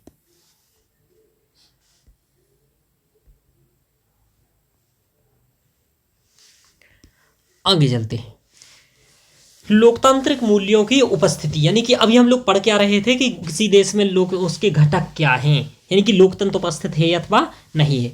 लोकतांत्रिक मूल्यों की उपस्थिति क्या हो? लोकतांत्रिक मूल्यों की उपस्थिति यानी कि बंधुत्व, सहयोग और भाईचारा, वहाँ क्या हो? लोकतांत्रिक मूल्य होने चाहिए, तभी लगेगा कि सच में है। यानी कि सभी लोगों में बंधुत्व, सहयोग और भाईचारा हो, सब समता की भावना को बढ़ावा मिले, वंचित वर्गों के प्रति संवेदना की भावना हो। जैसे कि अभी हम लोग क्या करते हैं, कई लोग मतलब ऐसा कि चूंकि वंचित वर्गों के लिए विशेष रूप से आरक्षण का प्रावधान किया गया है, तो कुछ लोग कहते हैं कि भाई इन्हें तो आरक्षण, तो उनके प्रति अलग प्रकार की दृष्टि रखना। तो ऐसा नहीं है, हम लोगों को वंचित वर्गों के प्रति संवेदना रखनी पड़ेगी, और उनके लिए यदि विशेष प्रावधान कर रहा है राज्य सरकार, तो हम उसको ऐसा नहीं कि सरकार के विरोध में सोचें, है ना। तो वैज्ञानिक सोच और नवाचारी प्रकृति होनी चाहिए। तो ऐसे जो मूल्य होते हैं यह लोकतांत्रिक मूल्य है, और इनको हम लोगों को क्या करना होगा? इनके प्रति लोकतांत्रिक मूल्यों को होना चाहिए उस देश में जहां, यानी कि ये भी लोकतांत्रिक मूल्यों की उपस्थिति क्या है? संविधान का एक घटक है। गुणवत्तापूर्ण मूल्यवान नैतिक शिक्षा, ये आपने देखा, ठीक है, ये भी हो वहाँ कि गुणवत्तापूर्ण मूल्यवान शिक्षा दी जाती हो, नैतिक शिक्षा वहाँ प्रदान की जाती हो। ऐसी शिक्षा यदि होगी तभी वहाँ क्या चल पाएगा? एक लोकतंत्र ढंग से हो पाएगा। यानी कि लोकतंत्र एक्चुअल में यानी कि वास्तविकता में हो, तो ये सभी चीज़ें होनी चाहिए, और ये यही करती है। तो देखो फीचर्स ऑफ डेमोक्रेसी, डेमोक्रेसी के क्या फीचर्स हैं, है ना। तो यही कह रहा है, जुडिशियरी इंडिपेंडेंस हो, है ना, इक्वालिटी हो, इंडिविजुअल फ्रीडम हो, व्यक्तिगत स्वतंत्रता हो, है ना, फ्री एंड फेयर इलेक्शंस हो, स्वतंत्र और निष्पक्ष चुनाव हो, है ना, पॉलिटिकल पार्टिसिपेशन हो, यानी कि राजनीतिक भागीदारी हो लोगों की, है ना, है ना, ये सभी चीजें हैं। मेजोरिटी रूल लिखा है, बहुमत का शासन, है ना, है ना, और क्या है? पॉपुलर रिप्रेजेंटेशन हो, है ना, और लिमिटेड गवर्नमेंट, और है ना, लिमिटेड गवर्नमेंट हो, यानी कि सरकारी हस्तक्षेप कम हो, ऐसा होता है ना। और इस प्रकार आप देख रहे हैं फ्री प्रेस दे रहे हैं, यानी कि प्रेस की स्वतंत्रता फ्री हो, जुडिशियरी इंडिपेंडेंस हो, है ना, और एक समय पर शासन भी बदलता रहे, ऐसा ध्यान रखिएगा। हाँ, आगे चलते हैं। और इस प्रकार की ये भी लिखे हैं कि फ्रीडम हो, एनजीओ हो, है ना, रूल ऑफ लॉ हो, इलेक्शन हो, इक्वालिटी हो, मेजोरिटी हो, ये सब है ना। तो ह्यूमन राइट हो, तो ये सभी चीज़ें वहाँ होने चाहिए, ठीक है ना। तो ये सभी चीज़ें देखें, तो ये डायग्राम भी आप अपने नोट्स में क्या करेंगे? बना लेंगे, ठीक है ना। ये नोट्स आप बना लेंगे, ये चीज़ें लिख लेंगे। चलिए आगे चलते हैं। अब देखो लोकतंत्र है, एक तो हमने देखा कि लोकतंत्र होना के घटक क्या होते हैं। अब हम लोग देखेंगे कि लोकतंत्र में चुनौतियां क्या होती हैं। चूंकि भारत एक लोकतंत्र है तो लोकतंत्र में क्या चुनौतियां होती हैं इसके बारे में हम थोड़ा सा देख लेते हैं। लोकतंत्र में जरूरी नहीं है कि लोकतंत्र में अभी तक जो सब बड़ा अच्छा ही अच्छा होता है, ठीक है ना। लोकतंत्र में भी दिक्कतें होती हैं। क्या होती हैं कि अल्पमत का या अल्पसंख्यक वर्गों के अधिकारों का क्या होता है, विचारधारा की अवहेलना हो सकती है। जैसे कि श्रीलंका में सिंघली हैं, ये दिख रहे हैं, ये सिंघली हैं वहाँ की। श्रीलंका में दो है, एक तो सिंघली है और एक तमिल है। क्या है, दो प्रकार के समुदाय, एक तो सिंघली लोग हैं, एक तमिल है। तो ये जो दिख रहे हैं ये तमिल दिख रहे हैं आपको, क्या दिख रहे हैं, तमिल। तो इन तमिलों के साथ भेदभाव किया जाता है, जबकि सिंघलियों को क्या दी जाती है, महत्ता दी जाती है। तो सिंगल द्वीप किसे कहा जाता है, बोलो, श्रीलंका को। ऐसे ही क्या हुआ, तो ये आप देख रहे हो कि यहाँ भी क्या हो रहा है कि जो तमिल के साथ भेदभाव हो रहा है, क्योंकि ये क्या है, वहाँ अल्पसंख्यक है। भारत में भी कुछ लोगों की ये आरोप है कि भारत में जो मुस्लिम हैं ये अल्पसंख्यक है, उनके भेदभाव होता है या हो रहा है ऐसा। तो ब्रिटिशर्स द्वारा लोकतंत्र के नाम पर उपनिवेशीकरण करना, ये लोग क्या करते थे कि थोड़े से लोग गोरे थे और कालों पर पूरा, आप देखते हैं अफ्रीका इत्यादि में गांधी के साथ भी भेदभाव किया गया था, नेल्सन मंडेला के साथ, ये सभी। तो अब देख रहे हैं क्या है ये सभी चीज़ें, यही कि ब्रिटिशर्स भी लोकतंत्र के नाम पर, यानी कि मेजोरिटी में ये मतलब ये है कि मेजोरिटी में क्या होता है कि भले ही एक व्यक्ति सही बोल रहा हो, जी सर, ये सही हो और ये सभी गलत हो चारों, जी सर, तो भी ये गलत ही क्या होंगे, सही माने जाएंगे। यानी कि यदि हमारे यहाँ आज अब हम लोग कह रहे हैं कि संसद में लगभग 42% के करीब 42% लोग ऐसे हैं जिस पर किसी ना किसी प्रकार का सिविल या आपराधिक मामला है, जी सर, और उसमें से 24% ऐसे हैं जिस पर आपराधिक मामले हैं। तो इन लोगों का क्या दिख रहा है कि यदि इन्हीं का परसेंटेज बढ़कर के 60% हो जाए तो बस खत्म है कहानी, है ना। तो हो गया लोकतंत्र। तो इस प्रकार की लोकतंत्र में मेजोरिटी यानी कि अल्पसंख्यकों के अधिकारों का शोषण हो सकता है, ध्यान रखो। अब देखो और आगे कि भेदभावपूर्ण राजनीति हो सकती है। कैसी राजनीति, बोलो, भेदभावपूर्ण। कैसे भेदभावपूर्ण, जैसे कि उदाहरण के लिए जाति के आधार पर, जी सर, धर्म के आधार पर हो सकती है, भाषा के आधार पर, हाँ, भाषा के आधार पर। जैसे कि एक ये है, इनका कथन है, जैसे जातिवाद भारत में है तो जातिवाद के आधार पर राजनीति होती है, सांप्रदाय का आधार पर यानी कि धर्म के आधार पर हो सकती है। और इनका यानी कि जब धर्म और जाति होती है, इसका मतलब धर्म और जाति के मुद्दों को ले लिया जाता है लोकतंत्र में, तब क्या दिक्कतें आती हैं, दुष्प्रभाव जातिवाद बढ़ता है, सांप्रदायिकता बढ़ती है, कट्टरता बढ़ती है, भेदभाव बढ़ता है, परस्पर बेमनस्य हो जाता है लोगों में, एक दूसरे से, जैसे मुस्लिम को हम देख लें तो डर जाएं, हिंदू को मुस्लिम देख लें तो डर जाए, ऐसा। देखो यहाँ लियो टॉलस्टॉय का कथन है और ये बहुत ही अच्छा है कि किसी मुल्क को यदि बर्बाद करना हो तो लोगों को धर्म के नाम पर लड़ा दीजिए, मुल्क अपने आप बर्बाद हो जाए। और यही अंग्रेजों ने भारत के साथ किया और यही इसी का लाभ लिया। वर्तमान में ऐसा हो रहा है नहीं हो रहा है ये आप लोग देख लीजिएगा, है ना। ये आप लोगों के दिमाग पर हम छोड़ते हैं, ठीक है। आगे चलते हैं, आप लोग विद्वान हैं। नीतियों की अस्थिरता, नीतियों की अस्थिरता यानी कि सरकार बदलने पर नीतियों में परिवर्तन, कि सरकार यदि बदले तो नीतियों में परिवर्तन होता है, ये लोकतंत्र की दिक्कत है। तो मैंने क्या बताया लोकतंत्र की दिक्कत, के भेदभावपूर्ण राजनीति हो सकती है और लोगों को मूर्ख बनाया जा सकता है जाति के नाम पर, धर्म के नाम पर। और लियो टॉलस्टॉय का आप ये बात कहिएगा कि किसी मुल्क को यदि बर्बाद करना हो तो लोगों को धर्म के नाम पर लड़ा दीजिए, बस मुल्क अपने आप बर्बाद हो जाएगा। तो ये वाली बात लिख करके आप बात कर सकते हैं। तो लियो टॉलस्टॉय का ये कथन याद रखिएगा। अब देखो ये नीतियों में अस्थिरता होती है, ठीक है ना। जैसे नीतियों में और सरकार के बदलने पर क्या होता है, चीजों में बदल जाता है। जैसे कि योजना आयोग की जगह पर क्या आ गया, नीति आयोग। कहा जाता है ऐसे कि an old wine in new बोतल, कि पुरानी बोतल में न्यू शराब, नीति आयोग है। तो क्या ये सही है, ऐसा है। तो ये सब चीजें हैं, यानी कि ये होता है। अब देखो यहाँ ये कह रहे हैं नेताजी, हालांकि आपके नेताजी का फोटो लगाए तो स्पष्ट ही यहाँ कि मैंने भक्तों को हिंदू राष्ट्र की ऐसी अफीम चटा दी है कि अब उनको गिरती हुई अर्थव्यवस्था, रिकॉर्ड तोड़ महंगाई कुछ भी नहीं दिखता है। ठीक है ना। तो यहाँ है ना, आप देख सकते हैं कि हिंदू राष्ट्र की अफीम चला दी। अब उनको एक ही चीज दिखती है, ध्यान रखिएगा। आगे चलते हैं। अब देखो आगे आगे चलते हैं कि हम लोग ये देख रहे हैं कि देखो और भी यहाँ क्या चल रहा है लोकतंत्र में। तो लोकतंत्र की जब लोग अपने हकों के लिए आवाज उठाएं तो उनको धार्मिक मामलों में उलझा दीजिए, वो मुद्दों को भटक जाएंगे और भावनाओं के बीच उलझकर अपने मुद्दे भूल जाएंगे, अपने हकों को भूल जाएंगे। ये कह रहा है नेपोलियन। ठीक है, तो ये है। अब हमारे यहाँ क्या हो रहा है, ये है, ये स्थिति है भारत की।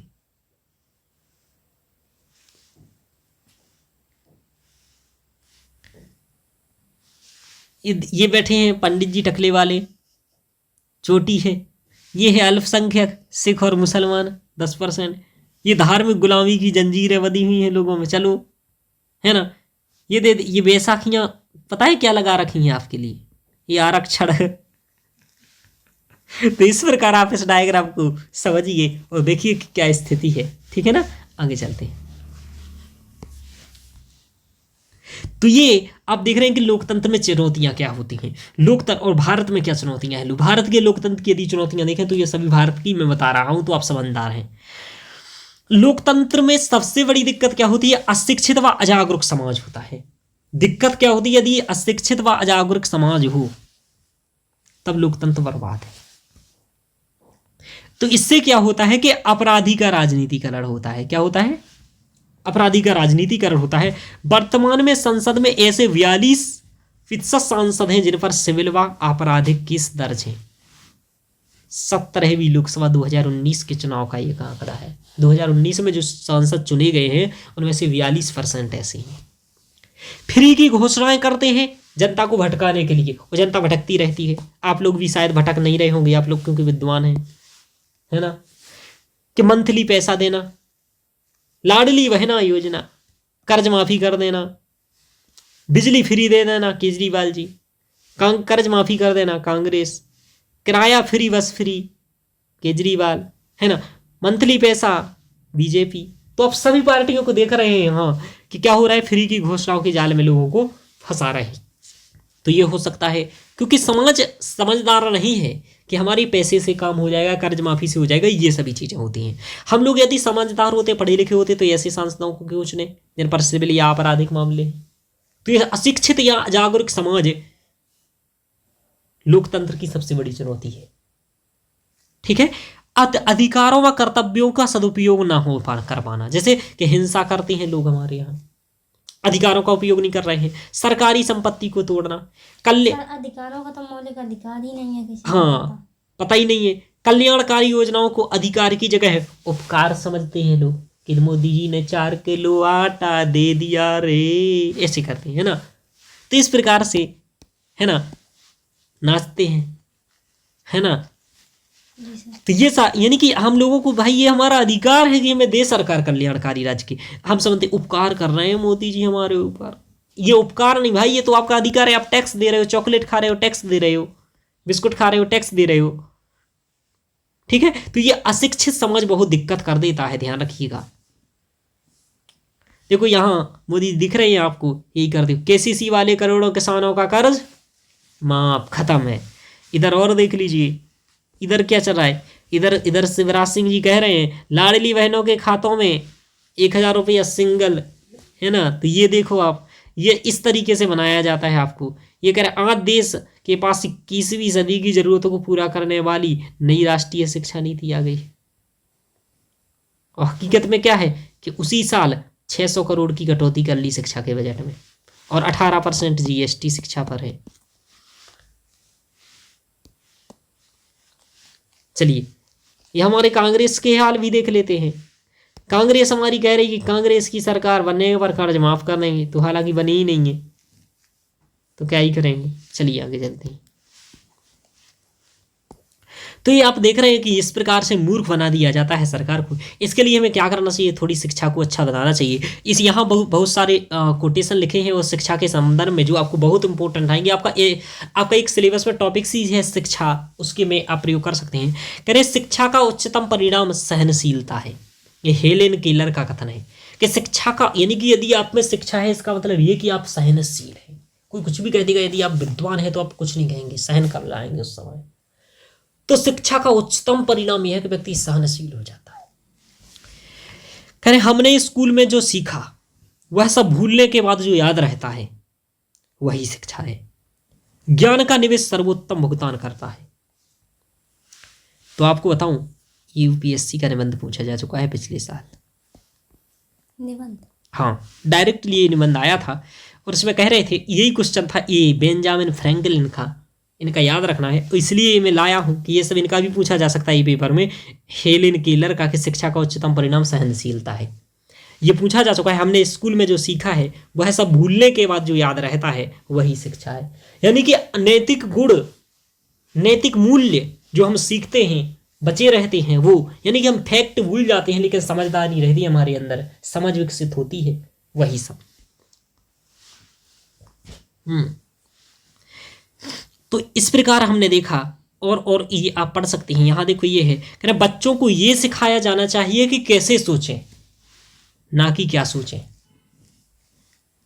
कि हमें बच्चों को ये सिखाना है कि आप कैसे सोचो, ये नहीं सिखाना है। आप क्या सोच, मतलब ये आप कैसे सोचें ये सिखाना है, ना कि क्या सोचें। विषय नहीं पकड़ना है, तुझे डॉक्टर बनना है बेटा, तुझे इंजीनियर बनना है। आप सिखाएं कि कुछ करने का जज्बा सिखाएं उसको, ध्यान रखिएगा, ये वाली बात है। तो यहां इस प्रकार की और भी आप एक दो चीजें देख लेते हैं। बिल गेट्स कहते हैं इस दुनिया में किसी के साथ खुद की तुलना मत करो। यदि आप ऐसा करते हैं तो आप खुद का अपमान कर रहे हैं। ठीक है, सभी की अपनी रणनीति हो सकती है, इसलिए आप लोगों को क्या करना है, किसी से तुलना नहीं करनी है और अपने आगे बढ़ते जाना है, ध्यान रखिए। देखो नेल्सन मंडेला का कथन है, इनके कथन बहुत पूछे जाते हैं, यूपीएससी पूछती है, बहुत प्रिय रहे इनकी कथन को पूछ रहा है यूपीएससी को, ध्यान रखिएगा, बार बार पूछी जाती हैं। नेल्सन मंडेला, शिक्षा सबसे शक्तिशाली हथियार है जिससे आप दुनिया को बदल सकते हैं। तो शिक्षा ही है एकमात्र जिसके माध्यम से दुनिया को बदला जा सकता है, और ये आपसे पूछा जा सकता है निबंध में, तो ध्यान रखें। तो इस प्रकार मैंने बताया कि शिक्षा हमारे यहाँ नहीं है और शिक्षा बहुत ज़्यादा जरूरी है, ध्यान रखिएगा। यानी कि लोकतंत्र को बर्बाद करने के लिए एक ही काफ़ी है, अशिक्षित और अजागरूक समाज, और भारत में यही है। तो देख ही रहे लोकतंत्र है। आगे देखते हैं, हाँ, किसी भी देश में और क्या होना चाहिए। ये कह रहे हैं कि 1000 मील की सफलता की यात्रा की शुरुआत एक ही कदम से होती है। तो आप लोग लेक्चर देखते रहिए एक एक, तो आपके कदम की शुरुआत हो जाएगी। ये लाओ त्सु का कथन है। किसका कथन है? लाओ त्सु। ये चाइनीज होंगे। चलिए, क्या लगता है? दाढ़ी देख करके तो यही लग रहा है ना, वही है। चलिए ध्यान रखिए, हम तो आपको कंफ्यूज कर रहे हैं। नेताओं ने ये कैसा हिंदुस्तान कर दिया, बेजाने मातृत्वों को भी हिंदू और मुसलमान कर दिया। सबको दिख रहा है? इसका मतलब ये कि आप समझ सकते हैं। अब देखो तो हमारे यहाँ और क्या दिक्कत हो सकती है लोकतंत्र में। संविधान व लोकतांत्रिक मूल्यों की अनुपस्थिति हो सकती है, ठीक है ना। धीरे धीरे जैसे सद्भाव खत्म, समता की भावना खत्म, बंधुत्व, संवैधानिक, ये नहीं। सुशिक्षित जनप्रतिनिधियों का अपेक्षित ना होना, यानी कि हमारे यहाँ दिक्कत क्या है कि सुशिक्षित प्रतिनिधि नहीं हो सकते हैं, ऐसा भी हो सकता है लोकतंत्र में। तो हमारे चाणक्य का बात कहेंगे यहाँ कि हमारे चाणक्य कहते हैं कि चाणक्य का तर्क है कि नीतियों विधियों का एक दीर्घकालिक प्रभाव होता है, लंबा प्रभाव होता है जो बन जाती है। शिक्षा का जैसे हम लोग कहते हैं मेघालय की शिक्षा को भुगत रहे हैं यहाँ तक, तो आज की सरकार की शिक्षा भी तो भुगतेंगे आगे तक। तो दीर्घकालिक व व्यापक जनतांत्रिक प्रभाव होता है। एतदर्थ उन्हें बनाने वाले विद्या विनीत हो, ठीक है। कहते हैं विद्या विनीतो राजा ही, प्रजायाम विनयी रतः। प्रजा के विनय में, कल्याण में रत हो, ऐसे राजा कुछ न सीखो, विद्या में विनीत हो, है ना। तो केजरीवाल जी का क्वेश्चन याद आ गया होगा आपको, ठीक है। तो ध्यान रखिएगा, आगे चलते हैं। देखो हमारे खान सर जी कह रहे हैं यहाँ कि अनपढ़ रहेगा इंडिया तभी तो अंधभक्त बनेगा इंडिया। कह रहे हैं शिक्षा पर 18% GST है। समझ में आया? तो अनपढ़ रहेगा इंडिया तभी तो अंधभक्त बनेगा इंडिया, नहीं तो पढ़ लिख जाएगा तो फिर वो कुछ और सोच लेगा। इसलिए डिग्री लेकर रिक्शा खींचें, आज युवा बाजारों में अनपढ़ नेता घूम रहे हैं महंगी महंगी कारों में। तो ये आप निबंध में प्रयोग कर लीजिएगा। हालांकि ऐसी चीज़ें मत लिखिएगा, ये निबंध में भी प्रयोग नहीं करिएगा ऐसी चीज़ें, क्योंकि आपकी फिर ये सोच को थोड़ा सा अलग दिखाएंगी, तो ये वाली कोटेशन नहीं डालिएगा, बाकी डाल सकते हैं आप, ठीक है ना। आगे चलते हैं, ये तो केवल बोलने के लिए अच्छी है। तो अभी तक हम लोगों ने ये समझा कि लोकतंत्र क्या है, लोकतंत्र में चुनौतियां क्या है, ठीक है ना। अब लोकतंत्र कैसे, लोकतंत्र को बढ़ावा देने के लिए क्या करना चाहिए, तो उल्टा बोलना स्टार्ट कर दो, यहां से उल्टा बोलो, बोलो विधि के शासन की स्थापना करनी चाहिए, ठीक है ना। स्वतंत्र व निष्पक्ष चुनाव को परिरत करना चाहिए, ठीक है ना। जन जागरूकता में वृद्धि करनी चाहिए, मौलिक अधिकारों के प्रति अवेयरनेस बढ़ानी चाहिए, विधि निर्माण में लोगों की सहभागिता को बढ़ावा देना चाहिए। हाँ सर, उसी को हाँ, उन्हीं को ऐसा सब करके बोलना स्टार्ट कर दो। तो ये आप लोगों ने देखा। अब हम लोग अगला टॉपिक्स के बारे में पढ़ेंगे, और अगला टॉपिक से हमारा संविधानवाद। क्या है? संविधानवाद। अब मुझे ये बताइए संविधानवाद क्या होता है, बोलो।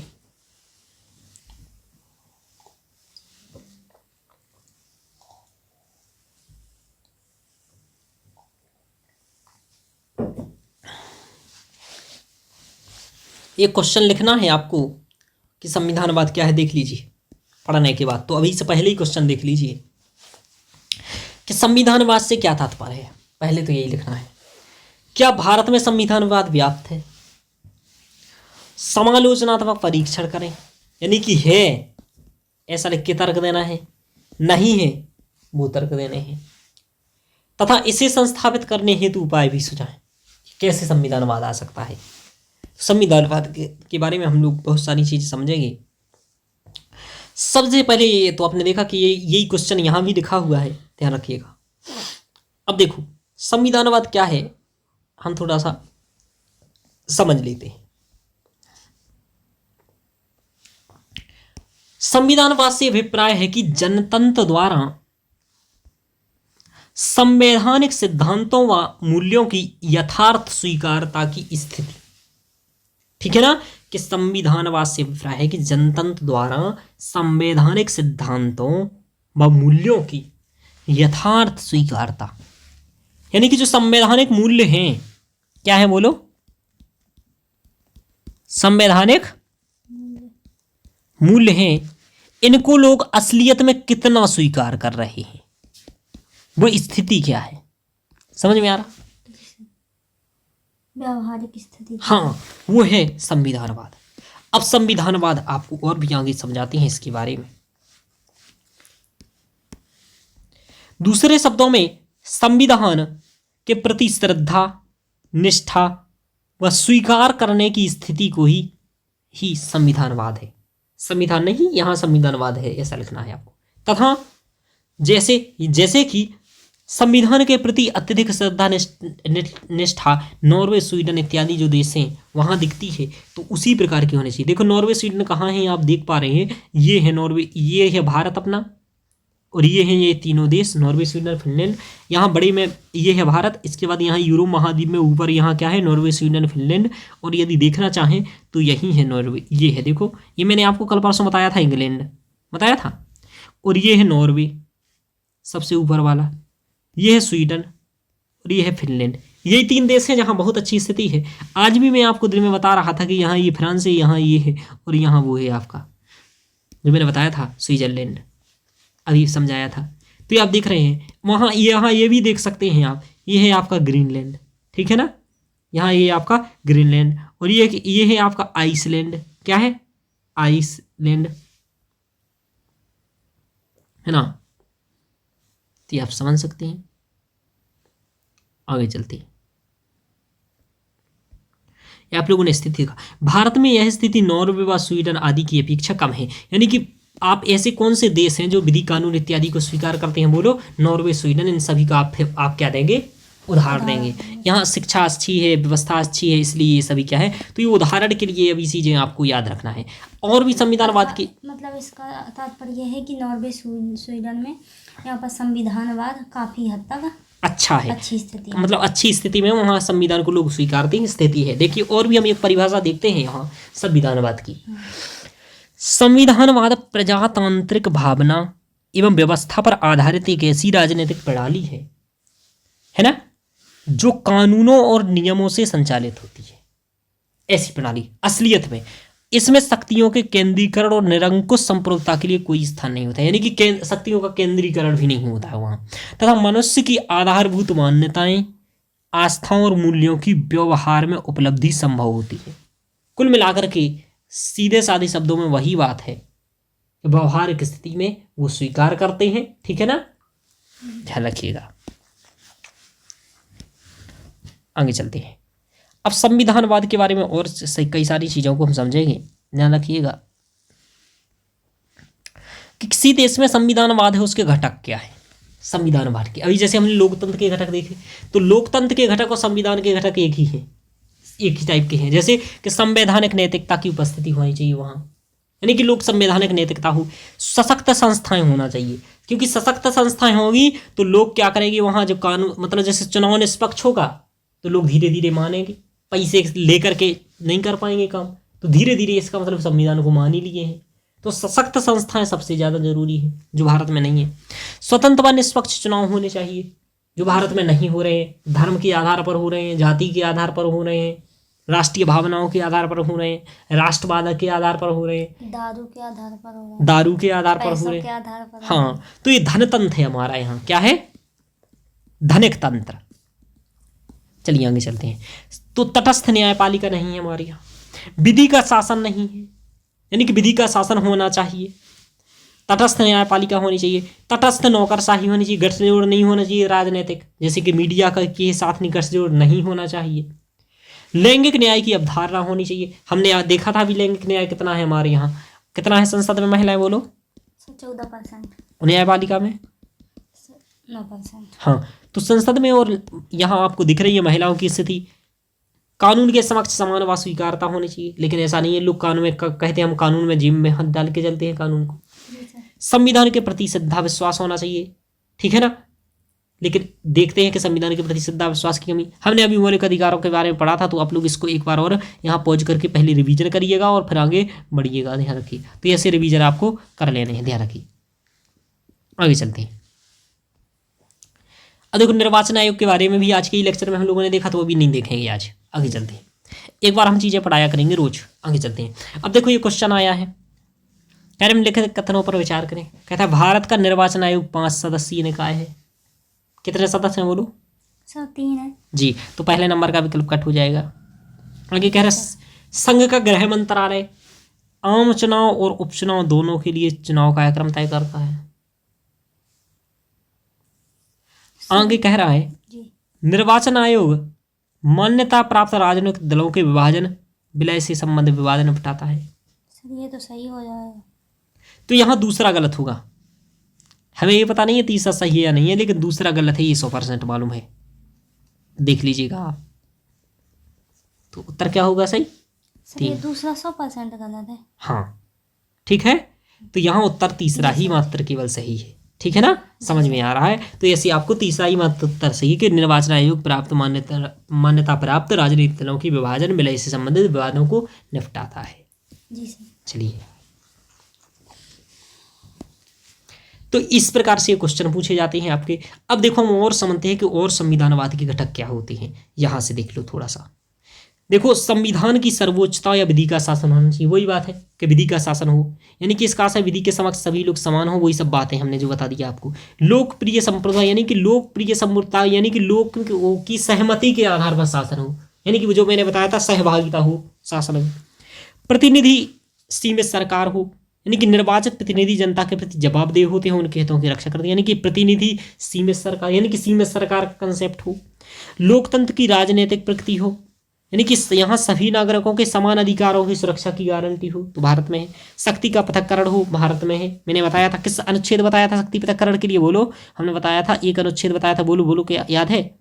अनुच्छेद 50, 121 और 122, ये अनुच्छेद हमने बताए थे, तो याद होने चाहिए आपको। कानून और न्यायिक पालिका पुलिस पर नियंत्रण रखती है, यानी कि इसमें कानून प्रवर्तन वैधता और गरिमा सुनिश्चित होती है। स्वायत्त न्यायपालिका हो, यानी कि न्यायपालिका लोकतांत्रिक वैधता को बनाए रखती है और सरकारी अतिक्रमण को रोकती है। सैन्य बलों पर नागरिक नियंत्रण हो, नागरिक अधिकारों पर द्वारा सैन्य नियंत्रण बल हो, यानी कुल मिलाकर के नागरिकों के अधिकारों का हनन ना हो, इस प्रकार का हो। संविधानवाद होने की भारत में संविधानवाद क्या है? बिल्कुल है, लिखित संविधान है, लचीलापन और एकात्मकता है, शक्ति का विभाजन है। हालांकि ये बात हमने पहले ही बता दिया है कि भारत में संविधानवाद है। कैसे? चूंकि आपको जो मैंने अभी पहले बताए थे कि आपको बताना है कि हमारे यहाँ स्वतंत्र व निष्पक्ष चुनाव है। कौन किसके तहत करते हैं हम स्वतंत्र व निष्पक्ष चुनाव? बोलो। निर्वाचन आयोग हमारे लिए। तटस्थ न्यायपालिका है, अनुच्छेद 124 से 147 तक वर्णन है। विधि का शासन है, अनुच्छेद 14 है। तटस्थ नौकरशाही की व्यवस्था है। लैंगिक न्याय की प्राप्ति की हम बात प्रयास तो कर ही रहे हैं, ठीक है ना। सर संविधानवाद है तो पर जितना होना चाहिए हाँ, व्यावहारिक स्तर पर वही नहीं है, उतना नहीं है। तो यही अब आप देख लेते हैं भारत में संविधानवाद की स्थिति क्या है, ठीक है ना। तो संविधानवाद की स्थिति क्या है? चूंकि आपको उत्तर लिखना होगा तो ये उत्तर बताना होगा कि सशक्त संस्थाओं की उपस्थिति होनी चाहिए। तो क्या भारत में है? जी हाँ है। स्वतंत्र व निष्पक्ष न्यायपालिका है कि नहीं, बताइए जी। तो देखो आपको जो उत्तर लिखना है, आपको व्यवहारिक स्तर पर नहीं लिखना है, आपको लिखना है संवैधानिक स्तर पर। जब आलोचना की जाएंगी तब आप आलोचना आलोचना कुछ व्यवहारिक जो है वो कर सकते हो, करना है। लेकिन यहाँ आपको बताना है कि भाई संविधानवाद है तो आप कहेंगे हाँ है। कैसे? ये नहीं कि हमारे यहाँ चुनाव, ऐसा भी नहीं है कि हमारे यहाँ चुनाव के लिए चुनाव आयोग कुछ भी नहीं करता है। जी सर, ऐसा भी नहीं है, चुनाव के लिए बहुत कुछ करता है ना। तो चुनाव आयोग का प्रावधान है ना। और ऐसे ही हमारे यहाँ वो जो सरकारी खर्चा होता है उस सरकारी व्यय की भी समीक्षा कौन करता है? नियंत्रक एवं महालेखा परीक्षक। कल के लेक्चर में मैंने पढ़ाया था डिटेल्स में कि नियंत्रक एवं महालेखा परीक्षक क्या होता है। ये सार्वजनिक व्यय की क्या करता है? देखता है। जैसे सरकार का सार्वजनिक व्यय है, जैसे कि SBI किसका है? सरकारी है।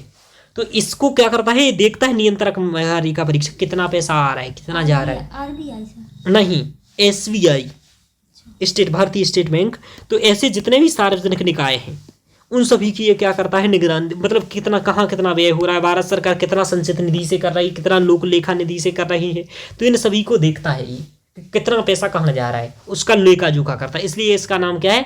महालेखा। जी सर। संवैधानिक नैतिकता की स्थिति उपस्थिति होनी चाहिए। देखो हमारे यहाँ भ्रातृत्व की भावना है मौलिक कर्तव्य प्रस्तावना में, ठीक है ना। विधि के समक्ष समता की बात है। सामाजिक आर्थिक राजनीतिक न्याय की बात है प्रस्तावना में। मौलिक अधिकार और DPSP में भी इस प्रकार के बातें हैं। तो ये यानी कि संवैधानिक नैतिकता की स्थिति हमारे यहाँ क्या है? उपस्थित है। ये तर्क दे रहे हो आप किस चीज में? पक्ष में। किस में तर्क दे रहे हो? संविधानवाद के पक्ष में। तो आप हेडिंग डाल के वहां क्या कहोगे? संविधानवाद है, तो ये पक्ष में तर्क दोगे। जी सर।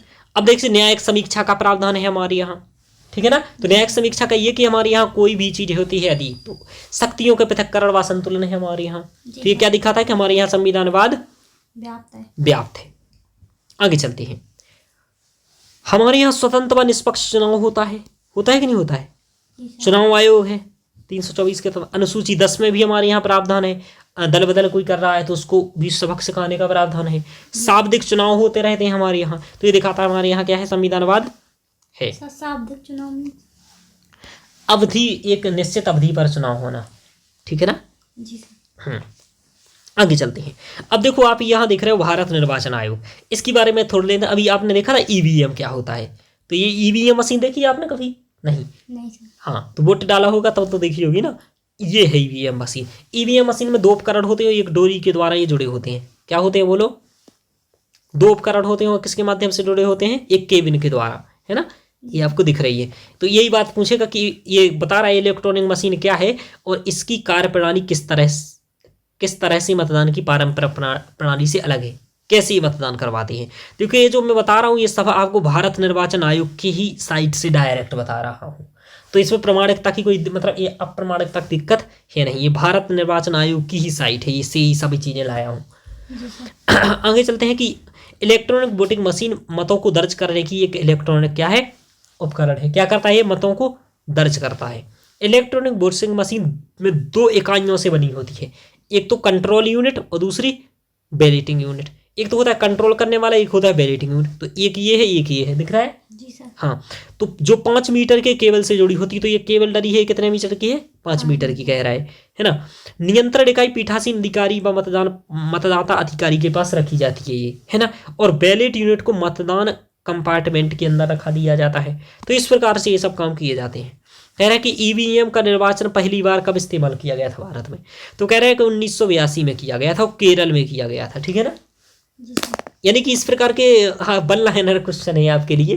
तो ये इसकी साइट पर जो पूछे जाते हैं ना इससे क्वेश्चन, लोग जाकर के पूछते हैं निर्वाचन आयोग से ऐसे क्वेश्चन, तो वही क्वेश्चन है। जिन क्षेत्रों में बिजली नहीं है वहाँ ईवीएम का उपयोग कैसे किया जाता है? तो ये कह रहा है कि ईवीएम के लिए बिजली की आवश्यकता ही नहीं होती है।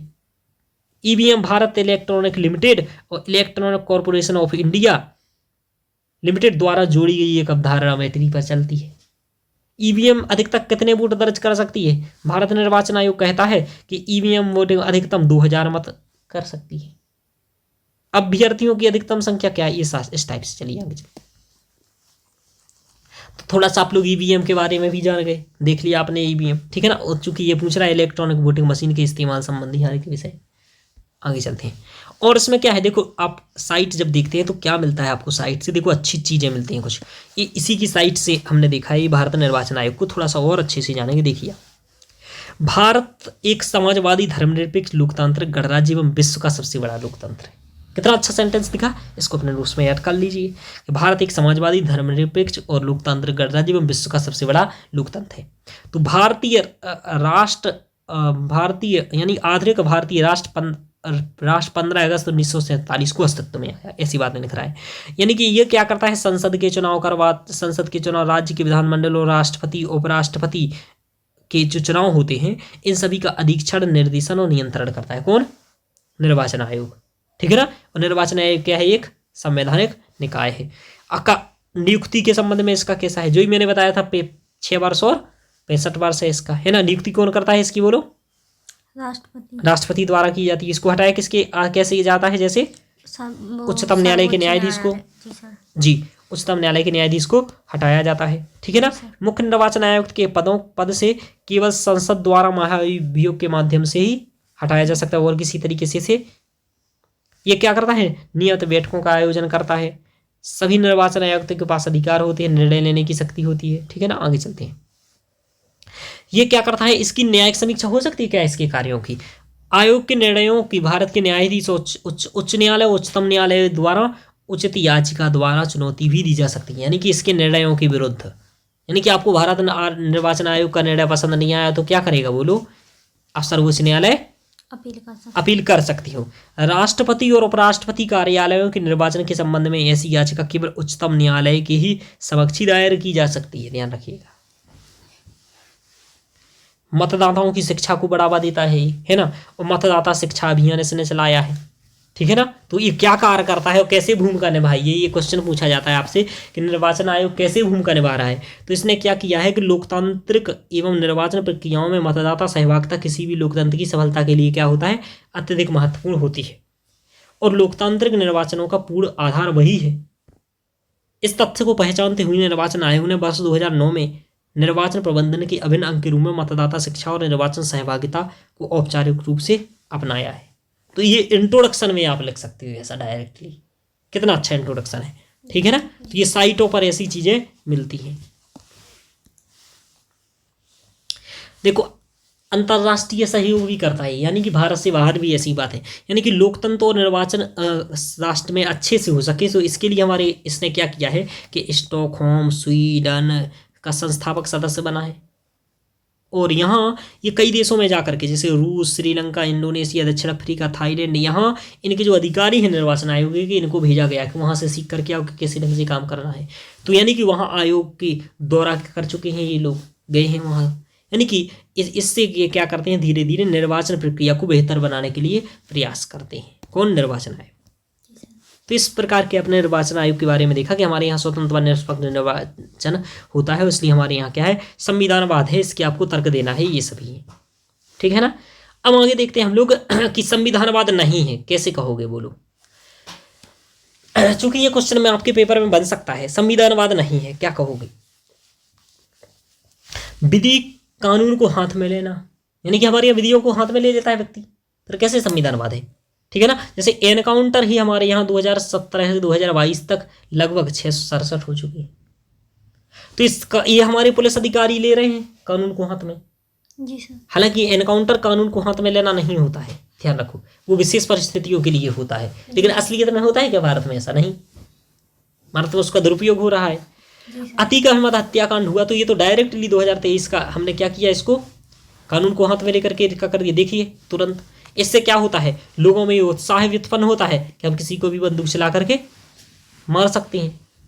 सुखदेव सिंह गुगामेड़ी हत्या हुई है अभी, ये देख लीजिए, ये करनी सेना के जो अध्यक्ष थे सुखदेव सिंह गुगामेड़ी, इनकी जयपुर में गोली मार करके हत्या कर दिया। अभी काल के केस है। जबरन दहेज लेने के मामले आते हैं, घरेलू हिंसा की बात होती है, तो ये क्या दिखाता कि हमारे यहाँ नहीं है। सभी तक न्याय, समय पर न्याय की पहुंच ना होना, हमारे यहाँ क्या सभी तक न्याय की पहुंच है? नहीं। तो कैसे संविधानवाद है? नहीं है। यानी कि राष्ट्रीय न्यायिक डेटा ग्रिड के अनुसार विभिन्न न्यायालयों में 4.7 करोड़ मामले से अधिक लंबित है। अब वो तो 5 करोड़ से ज़्यादा हो चुके हैं, लेकिन वो तो यहाँ ये थोड़ा डाटा पुराना है, लेकिन फिर भी आप इतना आप कह सकते हैं चूंकि प्रमाणिक डाटा है, ठीक है ना? जी सर। विलियम ग्रैंडस्टोन कहते हैं कि समय पर न्याय ना मिलना न्याय मिलने के वंचित होने जैसा ही है, ठीक है ना? यानी कि क्या हुआ, इसके बाद ये भारतीय न्याय व्यवस्था को समझाने के लिए मैं आपको एक कहानी सुनाता हूँ। सुनिए, देखो कोई नहीं सुनाएगा ये कहानी, अब सुनाता हूँ। ये दादाजी आए न्याय मांगने गए, तो कोर्ट में एक मुकदमा जीतने के बाद जज साहब ने बुजुर्ग को बधाई दी और बुजुर्ग से कहा, बाबा आप केस जीत गए हैं। बुजुर्ग किसान ने कहा, भगवान आपको इतनी तरक्की दे कि आप दरोगा बन जाए। ऐसा कहा न्यायाधीश से, जज साहब से। वकील बोले, बाबा जज तो दरोगा से बहुत बड़ा होता है। बुजुर्ग बोला, नहीं साहब, मेरी नजर में तो दरोगा ही बड़ा होता है। वकील बोले, कैसे? बुजुर्ग बोला, जज साहब और आपने, यानी कि वकील साहब, आप दोनों लोगों को मुकदमा खत्म करने में 10 साल लगा दिए और मुझे भिखारी बना दिया, जबकि दरोगा जी ने शुरू में ही कहा था 5,000 रुपया दो दिन में मामला रफा दफा कर दूंगा। न्याय प्रणाली पर एक सटीक व्यंग्य है, आप देख सकते हैं कि भाई दरोगा था, आपसे बड़ा है, वो 2 दिन में निपटा रहा था मामला। चलिए, तो ये क्या दिख रहा है कि हमारे यहाँ केस पेंडिंग बनी रहती हैं और ऐसे हम केस न्याय की क्या मांगते रहते हैं, भीख मांगते रहते हैं। ध्यान रखिएगा, आगे चलते हैं। तो आप लोगों को कहानी पसंद आई हो तो बताइएगा, बढ़िया है। देखो ये क्या कह रहे हैं, इसके पिताजी मरे हैं, तो ये लोग मर गए हैं, तो ये क्या कह रहे हैं कि पिताजी कह के गए थे कि मिलजुल करके रहना, झगड़ा मत करना, कोर्ट में 5 करोड़ के केस पेंडिंग है, यदि लड़ते रहोगे तो तुम भी निपट जाओगे। यानी कि दिख रहा है कि भारतीय न्यायिक व्यवस्था, तो यानी इसका मतलब है नहीं हमारे, यानी कि अदालतों में लंबित केस इतने हो चुके हैं, ऐसा कानून मंत्री का कहना है। देखो हमारे कानून मंत्री का कहना है कि 5 करोड़ से होने वाले हैं ऐसा। तो कुल मिलाकर के हमारे यहाँ न्याय नहीं मिल पा रहा है लोगों को, तो क्या संविधानवाद है? नहीं है। आगे चलते हैं, और क्या दोगे तर्क? और ये दोगे कि स्वतंत्र एवं निष्पक्ष चुनाव का ना होना। देखो क्या स्वतंत्र और निष्पक्ष चुनाव हो रहा है हमारे यहाँ? नहीं। तो आपको यहाँ लिख देना है व्यवहारिकता। जब आप पॉइंट लिखो तो व्यवहारिकता जरूर लिख देना, जो उससे वो समझे। जैसे विविध मुद्दों, जैसे जाति, धर्म, भावनाओं, है ना, यानी कि मुफ्तखोरी, यानी कि फ्रीवीस आदि का प्रचलन है। यानी कि मतलब ये इसका मतलब ये होता है कि फ्री में दे दो, लाडली लक्ष्मी योजना, कर्ज माफी, ये सभी, यानी कि हमारे यहाँ स्वतः ये सभी मुद्दे क्या करते हैं, स्वतंत्र व निष्पक्ष चुनाव को क्या करते हैं, प्रभावित करते हैं। जैसे कि नेताजी यहाँ कहे बंदूकधारी को अपने साथ रखे, चुनाव वोट देना मैं नहीं तो निपटवा देंगे, है ना। दबंग आदमी को ये भी रखा है, देखो ये पैसे भर के पैसे से चुनाव जीतेंगे, बट रहा है। तो ये स्थिति हो रही है और आप लोग पढ़ करके भी इन लोगों को वोट दे रहे हैं, तो आप क्या ही पढ़े हैं। आगे चलते हैं। तो देखो अब ये कह रहे हैं कि देखो ये हैं अपराधियों, इन पर चढ़ करके मैं इस कुर्सी पर जाऊंगा, यही हो रहा है। तो यानी कि अपराधियों की सहायता से हम चुप करा रहे हैं लोगों को और आगे बढ़ जा रहे हैं। ये है नेतागिरी का काम। देखो असलियत में तो ये राक्षस है, लेकिन इसने मुकुट चुनाव के समय क्या पहन रखा है, नेता वाला, वहां जोड़ रहा है जनता के पीछे। मतलब है तो अपराधी, लेकिन मुकुट पहचा है नेता का, नेता का। हाँ अच्छे नेता का। समझ में आया? इस प्रकार का दिखावा करते हैं ये लोग, तो ध्यान रखना है। मैंने पढ़ाया था निसर्ग दुर्बोध मबुध विकल्पा कभुपति नाम चरितम को जंतवा तवानुभावो यम वेदी अन्वय निगूढ़ तत्व नववर्तम विदिशा। तो उनको ये आ गया होगा जिन्होंने संस्कृत से ऑप्शनल पढ़ा है, और आप लोग भी चाहें तो संस्कृत ऑप्शनल ले सकते हैं, अच्छा है हिंदी मीडियम के लिए। आगे चलते हैं। तो अपारदर्शी व जवाबदेह प्रणाली, हमारे यहाँ कहाँ ही अपारदर्शी, सब तो लाल फीताशाही में चलता है, तो ये सभी है। प्रतिनिधियों की छवि अनुकरणीय नहीं है हमारे यहाँ। 42% सांसद सिविल व आपराधिक मामले हैं। जी सर। तो प्रतिनिधियों का ये सभी पॉइंट दिखाते हैं कि हमारे यहाँ क्या नहीं है, बोलो, संविधानवाद नहीं है। और ये वाला आप लोग पढ़ लीजिएगा, ये बहुत सारा बड़ा लिखा है, प्रदीप राजनीति का अपराधीकरण, अपराध का राजनीतिकरण, ये सब आप देख सकते हैं, ठीक है ना। चलिए, तो ये हम लोगों ने देखा, और ये भी डाटा देख लीजिए जो मैं बार बार डाटा बोल रहा हूँ। 2004 में 24% थे ऐसे लोग जिन पर आपराधिक मतलब क्रिमिनल केसेस थे। 2009 में 30%, 2014 में 34% और 2019 की में 43%। ये स्थिति हमारे यहाँ हो गई हो, आप देख रहे हैं। और ये आप देख रहे हैं शुरुआत में तो ऐसे आते हैं, ये सब आपने नेताओं को देख ही लिया है। आगे चलते हैं। तो अभी तक जो हम लोगों ने पढ़ा, यह पढ़ा कि संविधानवाद है या नहीं है। इस पर आपका मेंस में क्वेश्चन बनने की संभावना है, और मेंस के लिए ये टॉपिक्स है संविधानवाद, ये आपको ध्यान रखना है। प्रीलिम्स के लिए ज़्यादा इंपॉर्टेंट है भी नहीं, ठीक है ना। एक क्वेश्चन हालांकि मैं प्रीलिम्स का इसका बनवाऊंगा, लेकिन आपको प्रीलिम्स में केवल परिभाषा याद रहे उतना काफ़ी है। प्रीलिम्स में भी सर कोई बन सकता है। हाँ, कंसेप्चुअल क्वेश्चन बन सकता है। जी सर, बनने लगे हैं अब। चलिए, अब देखो हम लोग अभी आगे पढ़ने वाले हैं एक और टॉपिक, संवैधानिक नैतिकता, कॉन्स्टिट्यूशनल मोरालिटी।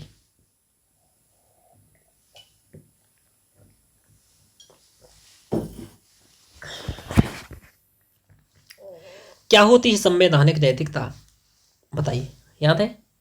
नहीं सर। संवैधानिक नैतिकता से अभिप्राय उन संवैधानिक मूल्यों से है जो कि समाज में नैतिकता, भ्रातृत्व, समता, न्याय, एकता, बंधुत्व को संस्थापित करते हैं। तो संवैधानिक नैतिकता से अभिप्राय क्या है? मूल्यों से। और वो मूल्य कौन से? जो कि समाज में नैतिकता, भ्रातृत्व, समता, न्याय, एकता और बंधुत्व को संस्थापित करते हैं। वही क्या है? संवैधानिक नैतिकता है, ठीक है ना। ये है संवैधानिक नैतिकता। और आगे बताते हैं, संवैधानिक नैतिकता उन संवैधानिक मूल्यों का समुच्चय है जो कि प्रमुख संवैधानिक साध्यों जैसे कि न्याय, समता, एकता, अखंडता, भ्रातृत्व आदि को प्राप्त करने हेतु आवश्यक है। तो संवैधानिक नैतिकता वह उन संवैधानिक प्रावधानों का समुच्चय है जो संवैधानिक साध्यों जैसे कि न्याय, समता, एकता, अखंडता, भ्रातृत्व, लैंगिक समता आदि को प्राप्त करने हेतु आवश्यक है। समझ में आया? जी सर। अब देखिए, हम अंबेडकर जी की भी परिभाषा देख लेते हैं। डॉक्टर अंबेडकर के अनुसार संवैधानिक नैतिकता का अर्थ किसी कीमत पर अपने हितों को प्राप्त करने के लिए काम कर रहे विभिन्न समूहों या विभिन्न लोगों के विरोधाभासी हितों के बीच प्रभावी समन्वय स्थापित करना और प्रशासनिक सहयोग के बिना किसी टकराव के मुद्दों का समाधान करना। यानी कि संवैधानिक नैतिकता को व्याख्यात करने वाले तत्वों में विधि का शासन, व्यक्तिगत स्वतंत्रता, अभिव्यक्ति एवं पसंद की स्वतंत्रता, विधि की सम्यक प्रक्रिया, विधि द्वारा स्थापित प्रक्रिया, समानता का अधिकार, सामाजिक न्याय आदि सम्मिलित है। कुल मिलाकर के अम्बेडकर जी का भी कहना यही है, जो संवैधानिक साध्य है ना, उनकी प्राप्ति करने में जो मूल उपकरण है वह क्या है? संवैधानिक नैतिकता है। ध्यान रखिएगा। अब जैसे आपको थोड़ा सा याद रखना है कि संवैधानिक मूल्य क्या है, क्योंकि पेपर में क्वेश्चन में मतलब आपके पेपर में आ चुका है क्वेश्चन और फिर भी आगे आएगा। जैसे विधि का शासन संवैधानिक मूल्य है, इसके बारे में हम लोग बहुत चर्चा कर चुके हैं, अनुच्छेद 14 बता चुके हैं। सहभागिता की भावना, सहभागिता की यानी कि सहभागिता से बगैर सहकारी यानी कि 43V देख लीजिएगा आप, है ना। नीति निर्देशक तत्व उसमें है कि सहकारी समितियों को यानी कि सहकारी रूप से हम मिलजुल करके आगे काम करें। सामाजिक समता की बात है ना। कल्याणकारी राज्य DPSP है ना। सामाजिक आर्थिक राजनीतिक न्याय अनुच्छेद 38 है ना। तो इस प्रकार की आपको ये अनुच्छेद याद रखना है और प्रयोग करना है पेपर में। यहाँ मैंने यहाँ नोट्स में नहीं लिखे, लेकिन आप लिखते जाएंगे यहाँ ऐसे, है ना। वैज्ञानिक नवाचारी सोच, ये कहाँ है? मूल कर्तव्य। मूल कर्तव्य, आप ये बात लिखेंगे। तो ये सभी चीजें हमारे क्या है? संवैधानिक मूल्य हैं। और देख लीजिए ये हमने यहाँ ला दिए हैं, कॉन्स्टिट्यूशनल मोरालिटी, देख लीजिए, रूल ऑफ लॉ, विधि का शासन, individual liberty, right to equality, freedom of choice, यानी कि चयन करने की स्वतंत्रता, है ना, है ना। तो इस प्रकार के ये प्रियम्बल में है, रूल ऑफ लॉ है, इंडिविजुअल ये है, राइट ऑफ इक्वलिटी है, फ्रीडम ऑफ चॉइस है, सोशल जस्टिस है ना। तो इस प्रकार के कई सारे हैं जो कि आपको ये दिखाते हैं कि ये संवैधानिक मूल्य हैं। इसके अलावा हम और अभी आपको संवैधानिक मूल्यों के बारे में बता रहे हैं। देखिए हमारा भारत के संविधान में ये भी हमारी सर्वधर्म सद्भाव की, संविधान के प्रति आदर व सम्मान करना, ठीक है ना, भ्रातृत्व की भावना, सर्वधर्म सद्भाव, देखो देख रहे हो, ये है इस्लाम, ये है बुद्धिज्म, ये है हिंदुइज्म, ये है क्रिश्चियनिटी। तो इस प्रकार से ये सर्वधर्म सद्भाव आपको दिख रहा है एक में, है ना। तो सर्वधर्म सद्भाव, अन्य विचारधाराओं का सम्मान करना, क्या? अन्य विचारधाराओं का सम्मान करना, सामाजिक आर्थिक राजनीतिक न्याय का होना, अवसर व प्रतिष्ठा की समता, ठीक है, गरिमापूर्ण जीवन, महिलाओं के प्रति सम्मान, वृद्धजनों की सेवा, ऐतिहासिक आंदोलन में योगदान देने वाले व्यक्तित्वों के प्रति सम्मान। तो ये सभी हमारे क्या है? संवैधानिक है, यानी कि जैसे सुभाष चंद्र जी, मूल कर्तव्य है, कुछ कुछ उसी से मिलते जुलते हैं। हाँ, तो कुल मिलाकर के ये संवैधानिक नैतिकताएं हैं, ठीक है ना, ये है। और आप देख सकते हैं, देखिए प्रस्तावना से आप ले लीजिए, सामाजिक आर्थिक राजनीतिक न्याय, प्रतिष्ठा और अवसर की समता, राष्ट्र की एकता और अखंडता, भ्रातृत्व व बंधुत्व की भावना, समाजवादी लोकतंत्र के मंगल राज, समाजवाद। तो ये सब हमारे संवैधानिक मूल्य हैं, ठीक है ना। ये आप देख रहे हो कि संवैधानिक मूल्य है। मौलिक अधिकार में भी आप देख सकते हैं कई सारी चीजें, विधि का शासन, विधि के समक्ष समता, वक्फ व्यक्ति की स्वतंत्रता, गरिमापूर्ण जीवन, सर्वधर्म सद्भाव 25 से 28 अनुच्छेद, वंचित या अल्प वर्ग के अधिकारों की सुरक्षा 29-30, ये सब आप देख पा रहे हैं। ये सब मैं पहले भी आपको रिवीजन करा चुका हूँ। अब देखो क्वेश्चन क्या बनना है आपको क्या लिखना है, इसको उत्तर को लिखना है आपको कि संवैधानिकता नैतिकता से आप क्या समझते हैं, क्या भारतीय संविधान में इसे स्वीकार किया गया है, यदि किया गया है तो ये सब प्रावधान, ये सब बताइए आप, उदाहरण देना है, उदाहरण की सहायता से सिद्ध कीजिए। तो 150 शब्द में ये उत्तर आपको क्या करना है, लिखना है। लिख पाएंगे? जी सर, पहले परिभाषा लिख देनी है सर जी, और फिर ये उदाहरण बता देने हैं। हाँ, फिर उदाहरण बताते हुए इस टाइप से डायग्राम बना के जी ये सभी चीजें बतानी है, लास्ट में निष्कर्ष लिखना है। जी सर। तो इस प्रकार से अब नीति निर्देशक तत्व में भी देख सकते हो आप लोग, जैसे कि समान कार्य हेतु समान वेतन की बात है, सभी को निःशुल्क विधिक सहायता 39 से है। जो ये अनुच्छेद बता रहा हूँ, इन अनुच्छेदों का बार बार प्रयोग करना होगा आपको आंसर्स में। मैं मेंस के लिए बता रहा हूँ आपको, मेंस के लिए ये सभी चीजें पढ़ा रहा हूँ। यदि ऐसा आप अनुच्छेदों के साथ नहीं लिखेंगे तो आपको दिक्कत आ जाएगी। जी बोलिए। जी सर, ये अनुच्छेद जैसे आर्टिकल 48 और आर्टिकल 39, ये भी लिखना पड़ेगा वहाँ पर, जी, या केवल ये परिभाषा टाइप की लिख देंगे? नहीं, आप अनुच्छेद लिखेंगे तो ज्यादा नंबर मिलेगा आपको, स्पष्टता रहेगी उसको कि इस अनुच्छेद की बात कर रहा है। जैसे देखो यहाँ क्या है, जैसे मैंने लिखा सब पुरुषों और स्त्रियों के लिए समान कार्य के लिए समान वेतन, तो यहाँ ये 39D है ये, ठीक है ना। सभी को निःशुल्क सहायता, ठीक है, ये लिखा है सब समान गरीबों के लिए निःशुल्क सहायता 39 का। तो ये देखो, ये आपने लिखा है सभी को निःशुल्क सहायता की बात। ये आप देख रहे हो, देखो निःशुल्क शिक्षा, तो ये निःशुल्क शिक्षा की बात है। ये 48 में लिखा है पर्यावरण की सुरक्षा, 48 ये पर्यावरण की सुरक्षा हो गया। पंचायतों के गठन की बात, ये देखो 40 में पंचायतों के गठन की बात है। तो इस टाइप से आपको दिख रहा है कि ये सभी चीज़ें, उद्योगों के प्रबंधन में मजदूरों को हिस्सा, ये अनुच्छेद क्या होगा, 44 होगा, 44 नहीं है, ठीक है, जब 43 का है, उद्योगों के प्रबंधन में कामगारों को हिस्सा। तो यह आप लोगों ने देखा कि इस प्रकार की नीति निर्देशक तत्व। अन्य ये है कि स्वतंत्र व निष्पक्ष चुनाव हो, सरकार के कल्याणकारी दायित्व जो DPSP बताए जा रहे हैं वो सभी, यानी कि स्वतंत्र व निष्पक्ष चुनाव की बात है। तो ये सभी चीज़ें क्या है, संवैधानिक नैतिकता को प्रदर्शित करती हैं। यानी कि संवैधानिक नैतिकता क्या है, तो इतने सारे मैंने विधिक उपबंध आपको बताए हैं, इन्हीं सभी का प्रयोग करके आपको उत्तर लिखना है। क्वेश्चन पूछा गया था UPSC में कि संवैधानिक नैतिकता उसके तात्विक फलकों पर आधारित है, बताइए। तो तात्विक फलक क्या है, वो नीति निर्देशक तत्व हो जाएंगे, जैसे उद्देश्य का और मौलिक अधिकार, जैसे समता, समता का अधिकार और धार्मिक स्वतंत्रता और नीति निर्देशक तत्व। जी, तो यही क्या है संविधान के तात्विक फलक है, ध्यान रखिए। जी सर। अंग चलते हैं। अब हम लोगों ने को देखना है, अब हम लोग नया टॉपिक्स पढ़ने वाले हैं।